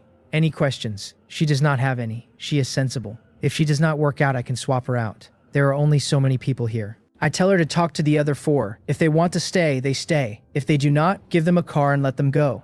She nods. She moves. I start cleaning up the battlefield while she works. The convoy's supplies are food and basic materials, useful enough but not transformative for me. They open no good boxes. The real value is the vehicles. Imge's convoy left 7. 3 are perforated. I list 5 of them on the trading board, leaving the 2 intact ones for the team. I set the prices high, basically priced to swap for high-level blueprints, marked with confirm on trade so nobody can lowball me. Vehicles on the board attract attention. Brother, the messages start. Did you take out Imge and his group? Are those his cars? What happened after? Is that you in the video on the communication board? That last line is Captain Impajun. The note makes me look up. I switch over to the communication board. The board is on fire. Dense messages climbing on top of each other. Holy crap, this big shot is on a killing spree. How is this fair? My only weapon right now is a dagger, and the other guys are already pulling out assault rifles. Even the government offices do not have things like that. The government offices have nothing. They are a mess right now. The leaders are infighting and they have not even hit the road. Imge is finished. Who attacked who? It is obvious Imge's convoy attacked the big shot and the big shot counter-killed them all. The guy who filmed the video ran fast at the end. He basically sold Imge out. Well killed. Let those guys go to hell. Several cars on the board. Looks like it is over. Hey big shot, drop the price on a car. I am still on a bicycle. Big shot, cheaper cars please. Original intent of the filmer was to record Imge killing me. It became evidence of Imge getting unmade. The filmer posted the video to the board hoping to incite a mob against me, and the mob looked at his video and decided the man who got rolled deserved it. The filmer then went quiet and stopped posting.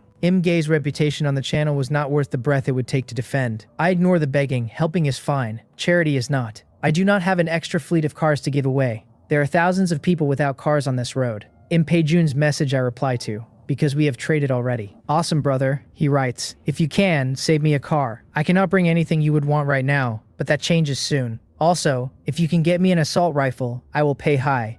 A video attaches at the end of his message. Impajun is enthusiastic and direct. He has decided I am a lone wolf with no need for ordinary supplies, which is mostly correct. He is angling for high-value trades only. That works for me. If he can get me what I want, vehicles are nothing. I play the video. A wide stretch of yellow earth, low scrub, no road, and a swarm of rotten courses thick enough to make the ground look textured. Hundreds. Easily. This. I sit up a little straighter and replay it. During the protection buff, a field of rotten cores is that big as a pile of money on legs. The rotten cores drop items. They are not dangerous if they are not aggressive yet. The risk is the timing. Impajun's crew has to get out of the field before the buff drops, or they are not getting out. Even rotten courses can defend themselves at close range. I would not be in there without a long-range plan. I will wait for you to come trade, I write back, and leave it alone. He knows his own limits. I do not push more on him. I change clothes, swap out the rain-darkened layer for a dry set, and let the wet ones air. While I am doing that, Mu has been working her 4. 3 of them ask whether I am actually a good person. 3 of them know they cannot resist me either way. All 4 stay. I am not focused on them. I am watching the siblings. They have performed well so far. Obedient, sensible, with a sense of boundaries. I leave the 2 intact cars to your team. I tell Mu, you decide how to assign them. And this. Consider it an advance on your reward. I pass her a low-level recovery potion. I am not being generous. I want to see what her half-dead brother can do with his talent, and if he can do the work, the 2 of them are core team material going forward. Yes, thank you, boss. Big brother. Captain. She does not know what to call me. I tell her Captain is fine. The rest of the team can use the same. Yes, Captain. She feeds the recovery potion to her brother. I watch with mild interest. I have not used a healing item myself. Knowing what these do firsthand is worth as much as a stat panel. The potion goes down. Imwu groans, half-conscious. Then his injuries start visibly closing. The cleanest tell is his arm, where the bones reset and the swelling drops back almost to baseline. The potion is not a full reset. It cannot take a critical injury all the way to clean, but it knocks Imwoo from critical down to walking wounded, which is a real change. Thank you, Captain. If you have orders later, just give them. Imwoo's voice is thin but lucid. He has been awake the whole time, even when he was not moving, and he caught the deal his sister made. He is not arguing with any of it. I ask Imwoo her talent, and I ask her about the others. Hers I want for the record. Theirs is the part I actually care about. Wind Whisper, she says. She brings up her panel and shows it openly. By spending mental power, she perceives hidden presences nearby. The reach depends on her attribute floor, and she can sustain it about 4 or 5 uses before she has to rest. She does not hide anything. She offers her panel without me asking. Hearing her, Imwoo also opens up. Wind Spirit. He can briefly control wind, fire off wind blades, increase his own speed. The cost is high, and at his current attribute floor, he can stretch it to 4 or 5 uses before he is out. 1 Wind Whisper. 1 Wind Spirit. They really are siblings. Both are good talents. I am even more inclined now to slot them as core team. My gaze shifts to the other 4. Their performance during the fight was nothing, but their talents might still have value. Imwoo admits she did not ask them yet and goes to do it. The 4 of them do not resist. Compared to being in Imge's hands, this is a small ask. Beast Whisperer, Plant Affinity, Danger Perception, Illusion Eyes. I read the descriptions in detail. Not trash. Each has its uses. Mostly they have not had a chance to show them. The only one that could be used in a fight right now is Illusion Eyes. The woman with it can project illusions, but she does not have practice, and her mental power runs dry after 1 or 2 uses, and any opponent with high spirit can flip the illusion back on her. Risky. Beast Whisperer can talk to and even tame exotic beasts, but there is nothing in range for her to use it on. Maybe if the Shadow Demon Wolf catches up later, she can take a swing at it. If she has the nerve, the probability is low. Plant Affinity is for cultivating plants and pulling intelligence from plant-type exotic beasts. A long game, useful in a stronghold, not in a firefight. Danger Perception is exactly what the name says, useful in any situation, limited by attribute floor. Their talents are not bad, their attribute floors are. Alright, get ready to roll, I tell them. I look at them and see 4 people in shredded raincoats, soaked through, shivering. I pull out clothes from the storage and let them pick what fits. Between material boxes in the convoy's cars, I have a closet to spare. Thank you, Captain. They change in the cars and dry off as best they can. While they handle that, I sit with the road. 3 options. Highway, chase the runners and hunt them down. Or push off-road into the rainforest, now. Im Pajun's video sits in the back of my head. The man on Hwaryong Street who told me, on day 1, that the sides would be more abundant than the highway. The same logic. Higher reward, higher risk. But right now the risk is artificially capped because we are still in the protection buff and the rotten cores are not aggressive yet. I have to know what is in the rainforest before the buff lifts. I cannot keep driving the highway and discover the woodland surprises after the timer goes out. Information is cheap right now and expensive later. Choice made. Into the rainforest. The cars will struggle, but I do not need to fight other survivors for boxes there. And if I get lucky and run into a rotten corpse field like in Pajun's, I cash in. The assault rifle ammunition is low. Less than 1 magazine on the primary. The Desert Eagle is still there, but the Desert Eagle is not what I want for a corpse field. Set off. Head for the woodland. I take Imge's walkie-talkie out and broadcast it. The team registers the decision and nobody is happy. Are we not taking the highway? The 4 are nervous. The rainforest looks like a hole that swallows people. Imwoo and her brother do not push. They have been wherever the captain takes them since they met him.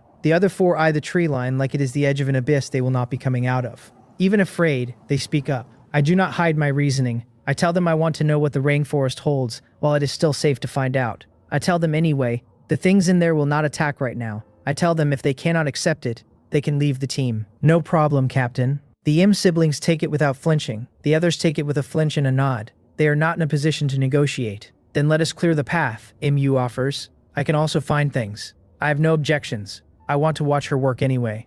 Imwoo arranges the formation. She, her brother Imwoo, and the woman with the Beast Whisperer talent take the front car. The remaining 3 are in the rear vehicle. My hybrid tricycle sits in the middle because it is the biggest thing in the convoy. I now have a spare vehicle. I am no longer pinned to a single ride. If the hybrid tricycle breaks down or the road eats it, in the worst case, I tuck the tricycle into inventory, walk to an open space, and redeploy the spare. The asymmetry between my old situation and this one is real. 3 vehicles thread the trees, sliding left and right around trunks. The dense forest is dense, but the trees keep enough gap between them for the cars to weave.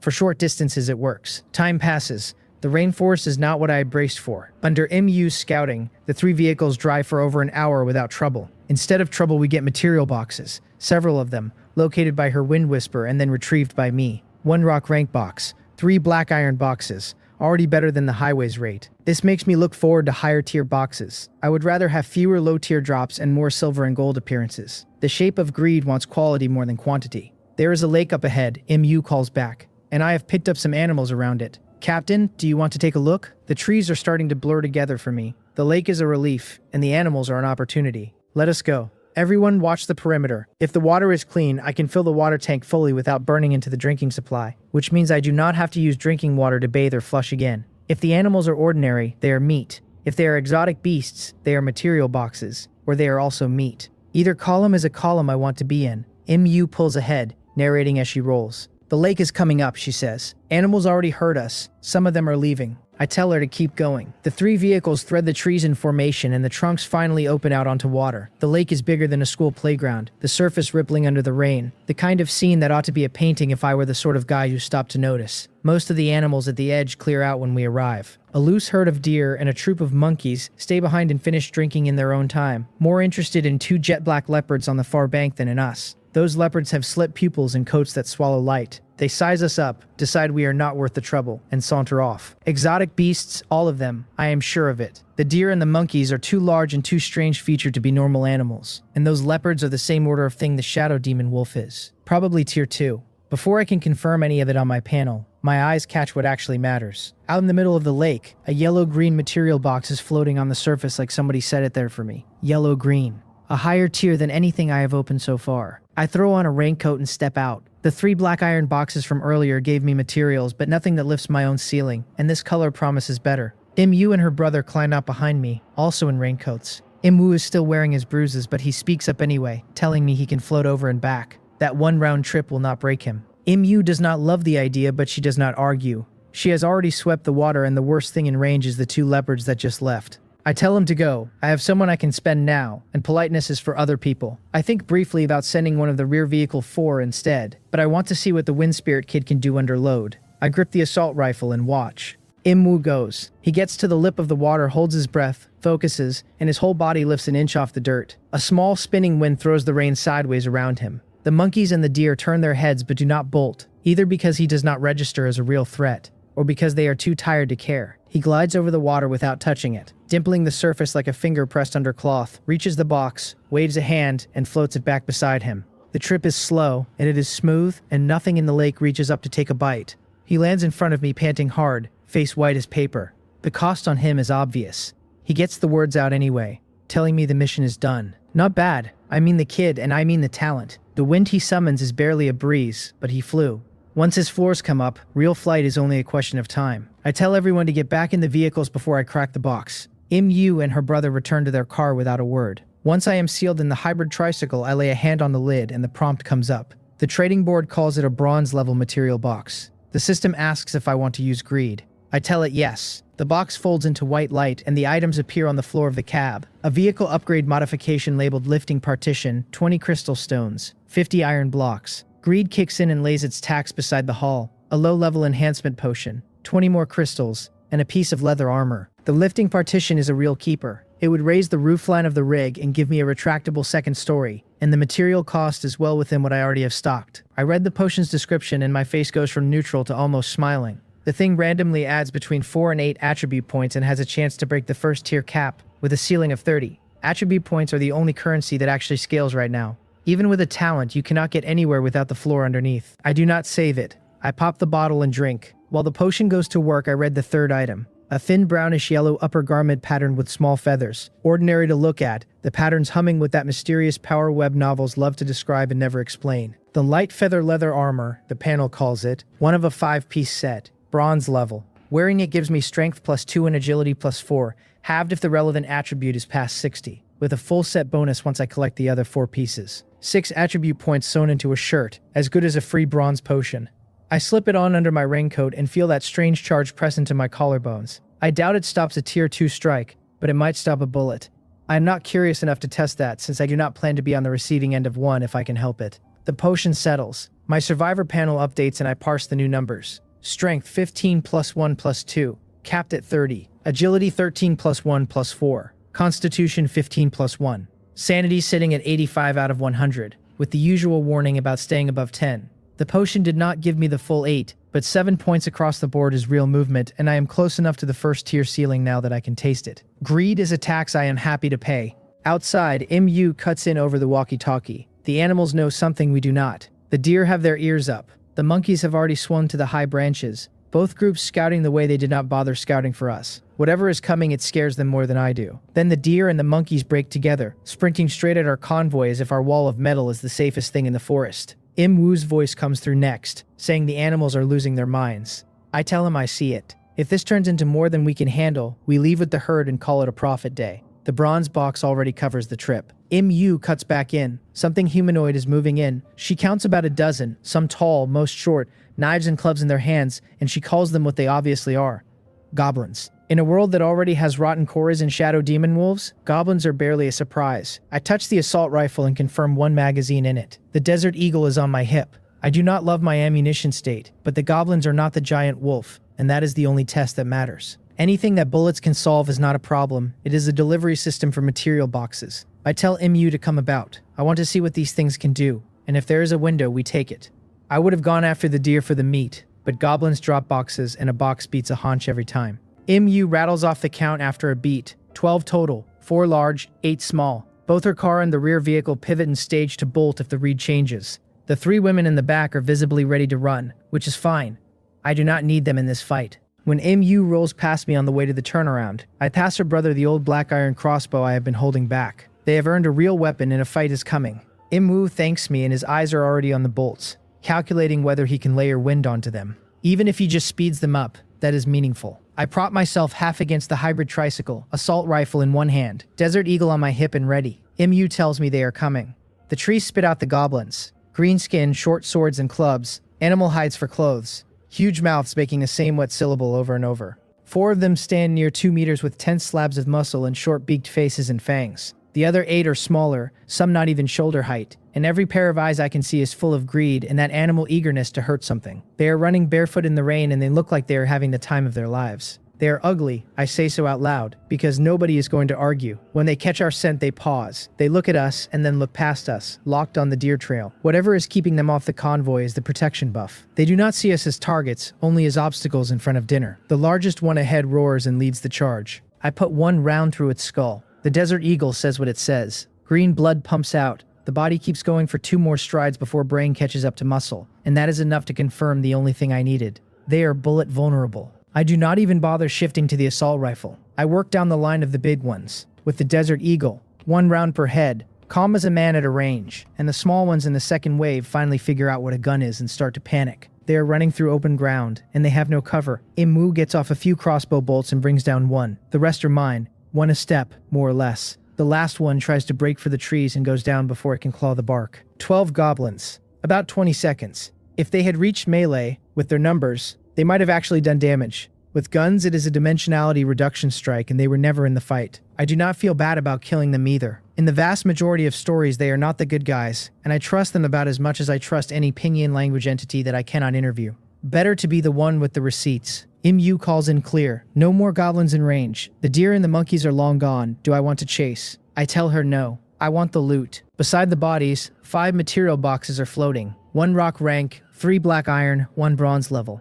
After the novice area, the drop quality is climbing. I look at the green blood mess at my feet with the warmth the butcher has for inventory. While MU sets the women to clean the bodies for whatever the corpses are carrying, I pop the lids one at a time. I leave 1 black iron sealed for later because sanity is finite. The rock rank I open without greed, since spending sanity on a rock rank box is bad accounting. It gives me rice and iron blocks, nothing exciting. The 2 black iron boxes come in stacked. A black iron crossbow, 10 crossbow bolts, 10 crystal stones, 20 iron blocks, a black iron dagger, and a vehicle upgrade modification labeled connecting carriage. Greed adds another low-level enhancement potion, 10 copper blocks, 30 units of wood, 10 units of universal fuel, 20 units of rice, and a skill book called Basic Sword Technique at black iron level. I am building a quartermaster's stash 1 body at a time. The bronze level box is the headliner. The base drop is another vehicle upgrade modification labeled Artificial Intelligence, 20 crystal stones, 50 iron blocks. Greed lays a low-level upgrade blueprint beside it, 20 more crystal stones, and a skill called Shooting Expert at bronze level. The blueprints are stacking faster than I can use them, and I am starting to feel rich. I scan the goblin's attributes while the rest of the hall settles. The small ones read Race Goblin, Class 0, Talent Howl, Skill Bash. The large goblins read Race Goblin Large, Class 1, Talent Berserk, Skill Intimidate, and Heavy Strike. Howl lets a goblin call other goblins nearby and gives them courage in numbers, with the obvious trade-off that they break and run if they get outmatched. Bash and Heavy Strike are pure damage. Berserk strips them of restraint and doubles their attribute values at the cost of a weakened state after. Intimidate suppresses low rationality targets so they will not strike back. I store the readouts. I plan to dump them onto the communication board later, once I am clear of the forest. No reason to hand my location to 20,000 strangers. Sanity sits at 55 out of 100 after the 2 greed unlocks. But enough. I take the second black iron drop for later. The bronze level haul is the one that actually moves the needle. I have been running a half-witted sentry no one in the hybrid tricycle, a piece of glass that pings me when something living comes near while I sleep and does nothing else. The artificial intelligence blueprint says it consumes materials to seed a low-level intelligence into the vehicle, binds it to a host, and lets it run simple vehicle functions like locking, unlocking, and intelligent driving. It needs electronic components, crystals, and some specialty metals, all of which are sitting in my inventory. Not a science fiction supercomputer, better than what I have. A real upgrade. The shooting expert book is an upgrade on basic shooting, and I do not hesitate. The low-level upgrade blueprint is the part I have been waiting for, and finally getting it as a bronze-level item instead of black iron lets me breathe out. My hybrid tricycle has been bolting on additions until it looks like a vehicle a child drew. The armor plates do not cover the connecting carriage modules that come after them. The shape has gotten ugly and inefficient. A low-level upgrade blueprint lets me rebuild the whole frame around all of it in one pass. I am already planning. I want to craft every blueprint I have stocked. I want to flip the trading board for any modification a survivor with too many vehicles and not enough materials is willing to dump. I want to build a moving fortress and not stop until the protection buff lifts. If it turns out too big to weave through the forest at the end of the build, I will fold it back into storage and ride along with another vehicle until we hit highway again. Materials are cheap right now. They will not stay cheap. I open the trading board. The catalog is fatter than it was the last time I looked. A lot of people have left the streets. Foods, weapons, fuel, all spiking in price. Iron blocks and copper blocks and high-grade metals and electronic components sit at numbers that are barely worth quoting. Blueprints too, except for a handful of practical ones. Most survivors do not modify their rides the way I do. The big convoys have warehouses and headcount, so unless a blueprint is exceptional, they do not bother bolting it on. The lone wolf survivors do not have the material base to build like I do, if they even have a vehicle to bolt anything onto. I find 2 more connecting carriage blueprints. I take them both. I find a simple kitchen, 2 bedrooms, a power room, and a processing room, and I take all of those too, paying in food because food is what they want and I have it. Food and fuel evaporate from the board the second they post, at prices that make my eyes water and conditions attached that no normal survivor can meet. I buy what I need and I close the panel before I can think too hard about it. I scroll the communication board for a second. Nobody is talking about me and Ngay's old convoy anymore. The forum has moved on. A few highway updates, a few traders begging for materials. Between the new skill, the upgraded shooting expert, and what is left of the enhancement potion, my panel ticks up by 2 more points. Strength 16 plus 1 plus 2. Agility 14 plus 1 plus 4. Constitution 15 plus 1. Sanity 55. Still below the first tier cap on the main stats, but moving. I set the artificial intelligence blueprint on the dashboard and feed the consumables in. The dash speaker comes to life with a clipped mechanical voice telling me that the vehicle intelligence is at my service, that the bound object is myself, that the master may give it a name, and that the system has detected Sentry No One, and asks whether to merge and take over. I tell it to take over and inherit the name. I do not have feelings about Sentry No One. I do not have feelings about anything in this cab that is not load-bearing.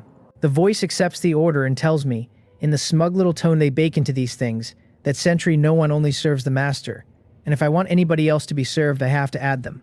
I have not added anybody. I do not plan to right now.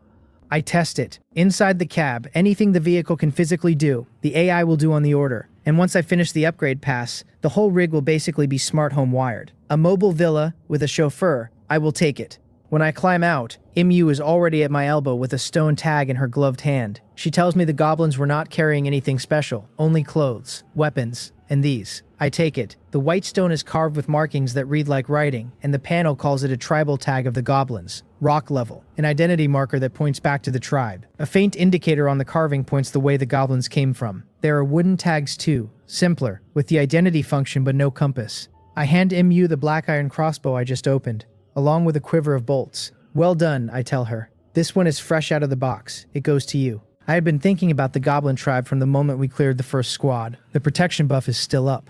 Killing them now is cheap. It is exactly the move Captain M. Pajun talked about back on Waryong Street. the sides of the road being more abundant than the highway. If a goblin tribe is sitting in the woods 3 miles away, I would rather meet it on my schedule than on theirs. Letting them come to me later is just bad math. Mu reads my face. She asks if we are going. I look at the sky. It is past 5 and the rain is heavy and the dark clouds make it feel later than it is. By the time we find a tribe, it will be full night and my assault rifle is light on ammunition. The math swings the other way. Not now, I tell her. Right now we sweep the area for more boxes and any stray goblins. The tribe waits for morning. Better to know what is inside before we kick the door open. Mu nods. She fills the hybrid tricycle's water tank from the lake while we are stopped, and we run the water purifier blueprint we picked up earlier so the storage drinks clean. The goblin bodies stay where they fell. Gifts for the next carnivore that wanders through. We move out. For half an hour we wind through the forest under Mu's scouting. She steers us around 2 close calls, what looks like the same pair of black leopards from before, and a large python lying underground in ambush. We mark them on her map and we route around them. The vehicles are not for fights with Tier 2 ambushers. By the time the rain has thickened and the trees have started to feel identical in the gloom, I have added 2 more black iron boxes to my stash, putting me at 3 sealed black iron and 3 sealed bronze, plus the open ones I have already cached. I am starting to wonder whether to call the sweep when Mu speaks up on the walkie-talkie. She has goblin traces. 15 of them, 4 large and 11 small, but something in the read feels off. Like a few of them are not the same kind of goblin as the others. A new squad. We move in.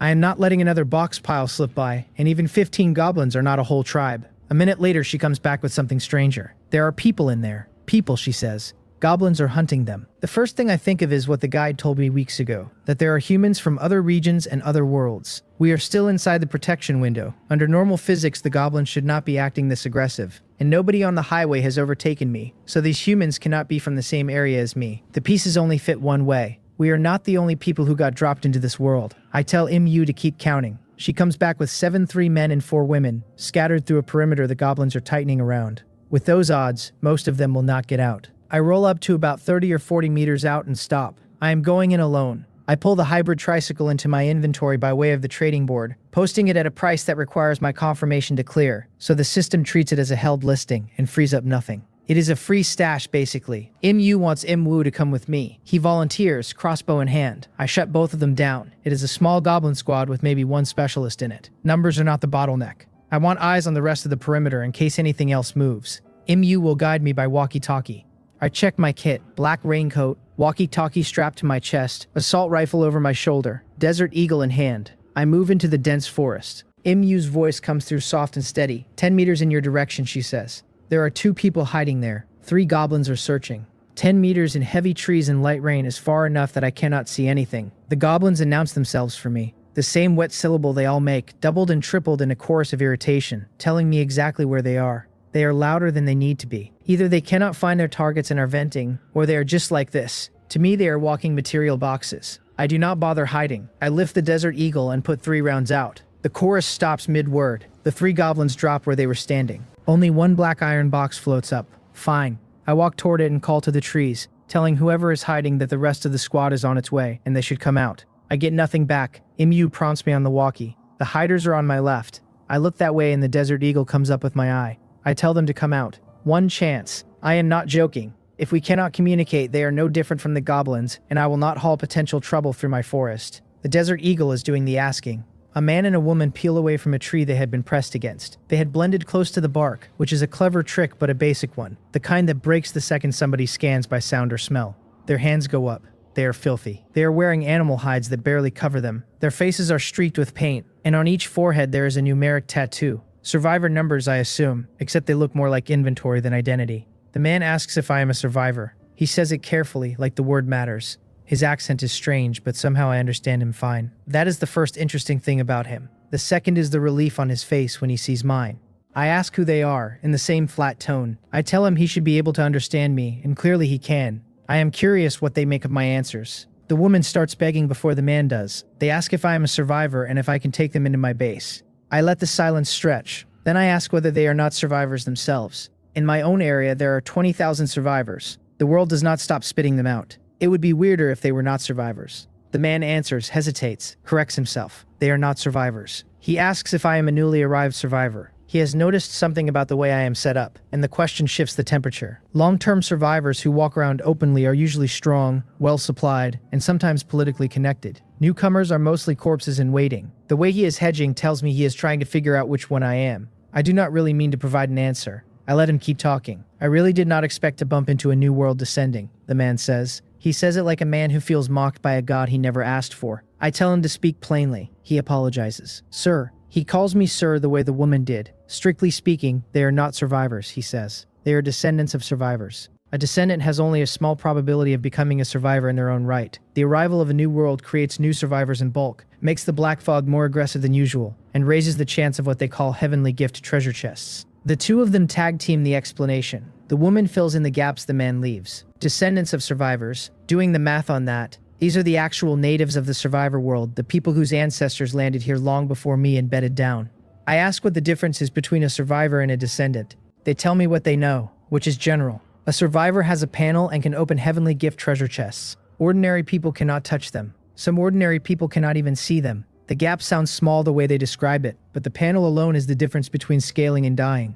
There are probably more gaps they do not know about. I tally up the implications privately. There are people in this world who cannot open material boxes. Bad news for those people. Good news for me, since the goblins clearly cannot open them either. I ask them how they got here. The man tells me they were residents of City Number 7. City Number 7 has stood for over 70 years and has a population over 1 million. He delivers it like a recitation, the kind of fact he had to memorize at school. Now they are slaves. He shows the tattoo on his forehead like it is a serial number. City Number 7. Slaves. The first concrete intel I have about humans on this side of the black fog, and it is grim. I ask the obvious questions. Did the city fall? Did they wander out and get caught by something inhuman? Building a city behind the black fog is no small thing. From the bits the guide has dropped, it needs a fire seed, which is at least gold level. A city that stands 70 years is doing the work right. If it has fallen, something serious did the falling. It has not fallen. The man and the woman exchange a look that says they would rather it had. They were sold. They offended someone. They lost their jobs. They had no value anymore, so they were sold as slaves. I let that one land in my chest and stop. People selling out their own is its own kind of stable currency. I had figured the goblins for unintelligent until this minute. Apparently they can buy and sell. That ought to make me reconsider whether shooting them on sight is fair.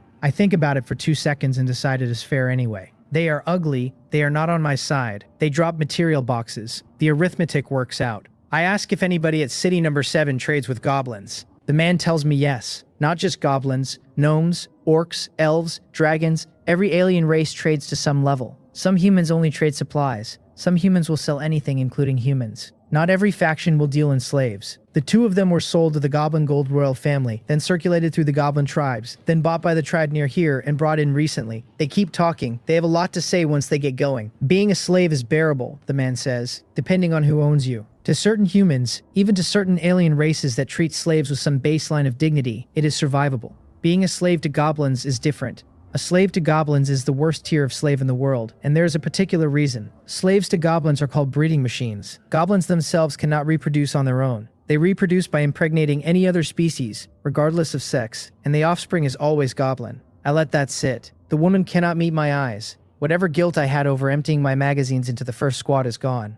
They are evil goblins. They deserve everything. While I am thinking about it, the goblins come for me. MU speaks in my ear. The remaining squad has given up sweeping for their slaves and turned toward my position. They have been hunting people for 3 minutes too long, and they are not going to leave without a result. I hear footsteps in the wet leaves. The first goblin to come into view is not on the ground. It is up in a tree, carrying a quiver, holding a short bow, an arrow already on the string. Its eyes are sharper than the average goblins, and there is a colder light in them. It is about the same height as the others, but the aura is different in a way I can feel, before I can name. It draws the bow and aims, not at me, but past me, at the slaves. I have already seen one fireball thrower in this world. Apparently I am collecting ranged goblins now. I shoot twice. The Desert Eagle outpaces the bowstring. The first round shatters the bow and the arrow with it. The second round punches through the archer's head. Its body falls out of the tree and lands in the muddy water with its eyes still open. The way these things always look in death, like they cannot believe physics applies to them. The slaves dove behind a tree at the first shot, expecting arrows. When they look back and find the situation already done, they look embarrassed. I do not have time for their embarrassment. My eyes are on the black iron box on the ground.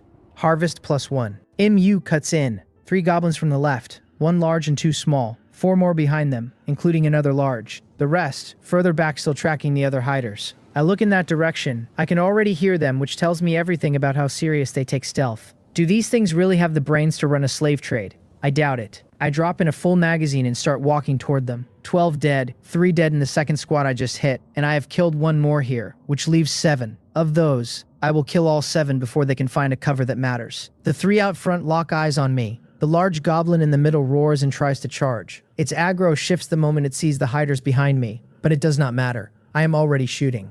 The Desert Eagle is doing its job. I change positions while I shoot, the way the new shooting expert skill is teaching me to without me noticing. 3 goblins down in 1 pass. The 4 behind them see it and bolt. The large in the back gets 1 stride before a bullet enters its skull from the rear. The smaller ones do not get any further. It feels less like combat and more like trimming a hedge. 3 boxes drop from the 7. White, black, and bronze yellow. The bronze yellow makes me happy. 2 bronze drops in 1 afternoon is a good day. MU is talking again. 4 goblins are left, ahead of me. There are 3 more humans in that area, and one of them is, in her words, dangerous. She is not sure he is human. She has been watching him slug it out with large goblins for a while. That gets my attention. The slaves who got dropped here all have something on them. I top off the magazine and start moving. A dozen steps in, I hear it. Heavy bodies colliding, roars. The kind of fight that does not care about cover or stealth. I break into a sprint. The trees thin and I find the source. 3 large figures are at it. The biggest is a giant black bear wearing rags, swinging massive paws and refusing to dodge or guard. A pale yellow aura flickering over its hide each time it eats a blow. Its opponents are 2 large goblins. Their green skin already gone crimson in patches, eyes bloodshot,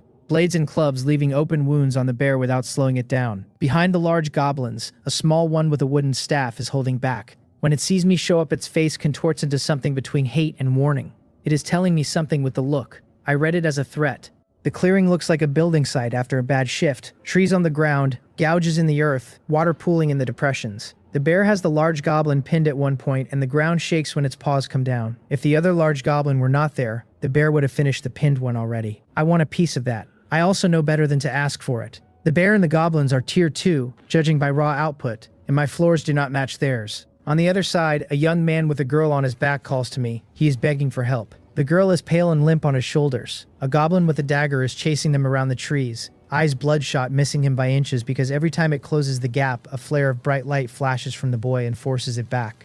A soft target. I lift the Desert Eagle and put a round through the chaser's head right at the moment the boy's flash forces it back again. The boy collapses into a sitting position, gasping, ignoring the rain and the mud, still cradling the girl. He looks up at me with the expression of a man who has just been pulled out of a wreck. He says thank you, calls me Hyung, asks me to help Brother Bear. He says he will repay me. The bear roars in the distance like a man underlying a thesis. I ask him with what. I tell him I am happy to help, but I want the help bought. Reciprocity now is cleaner than reciprocity later. He freezes. I watch the calculation cross his face. He is a slave with a number on his forehead. He cannot possibly own anything. He says it anyway, in a voice that wants to sound like a hero from a wuxia novel. He tells me his name is Woon Dae Guang, and that if I help him, my life owns his. If I do not help him, I should leave fast. There are still 3 tier 2 goblins around, and the goblin shaman is bad news, and he will not be able to hold on much longer. If I get caught, I will not enjoy it either. If I can take them with me, he says, he will be eternally grateful. The line is rough and earnest and a little ridiculous, and somehow I find myself believing him. The bear in the distance spits blood and grunts as it speaks. Whatever he is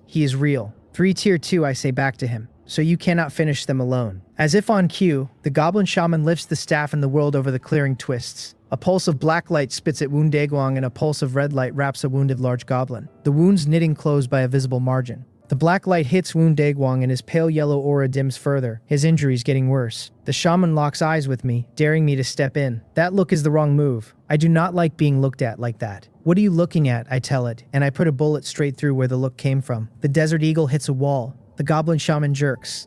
A faint glow wraps its body, and at the staff a visible shield solidifies in front of it. So it has tricks. Turtle shell, I think to myself, and I unload anyway. I have not forgotten how the shadow demon wolf shrugged off a magazine. The goblin shaman may not be the wolf, but it is in the same family of problems. Bullets hit the shield in a clean rhythm of small metallic impacts. The shield shatters in pieces, and 2 of the rounds get through, drawing green blood from the body, before the next pulse of energy pushes the rest of the bullets back out. The shaman screams and does not retaliate against me. Instead, it screams at the 2 large goblins and tells them in whatever language they share to finish Woon Dae Guang and stop wasting time. It plants itself and begins meditating. Its shield thickens. The bullets already in its body are slowly forced out under the pressure of the spell. It cannot run. It cannot reach me. It can only stack defense. That makes it a target on a rail. I tell it as much, out loud, because I am enjoying myself. You either run out of mana or I run out of bullets, I say. I bet I know how this ends. I keep emptying the magazine into its shield. At first, it sneers. After 2 more rounds, its expression cracks. 12 rounds in, the shield gives and the bullets are punching through the body again. I move forward as I shoot, keeping the angle because the shaman is making no effort to dodge and I want the next one to penetrate clean. It snarls 1 more time, then it gives the order, and the 2 large goblins pull off Woong Daegwang and rush back to interpose themselves between me and the shaman.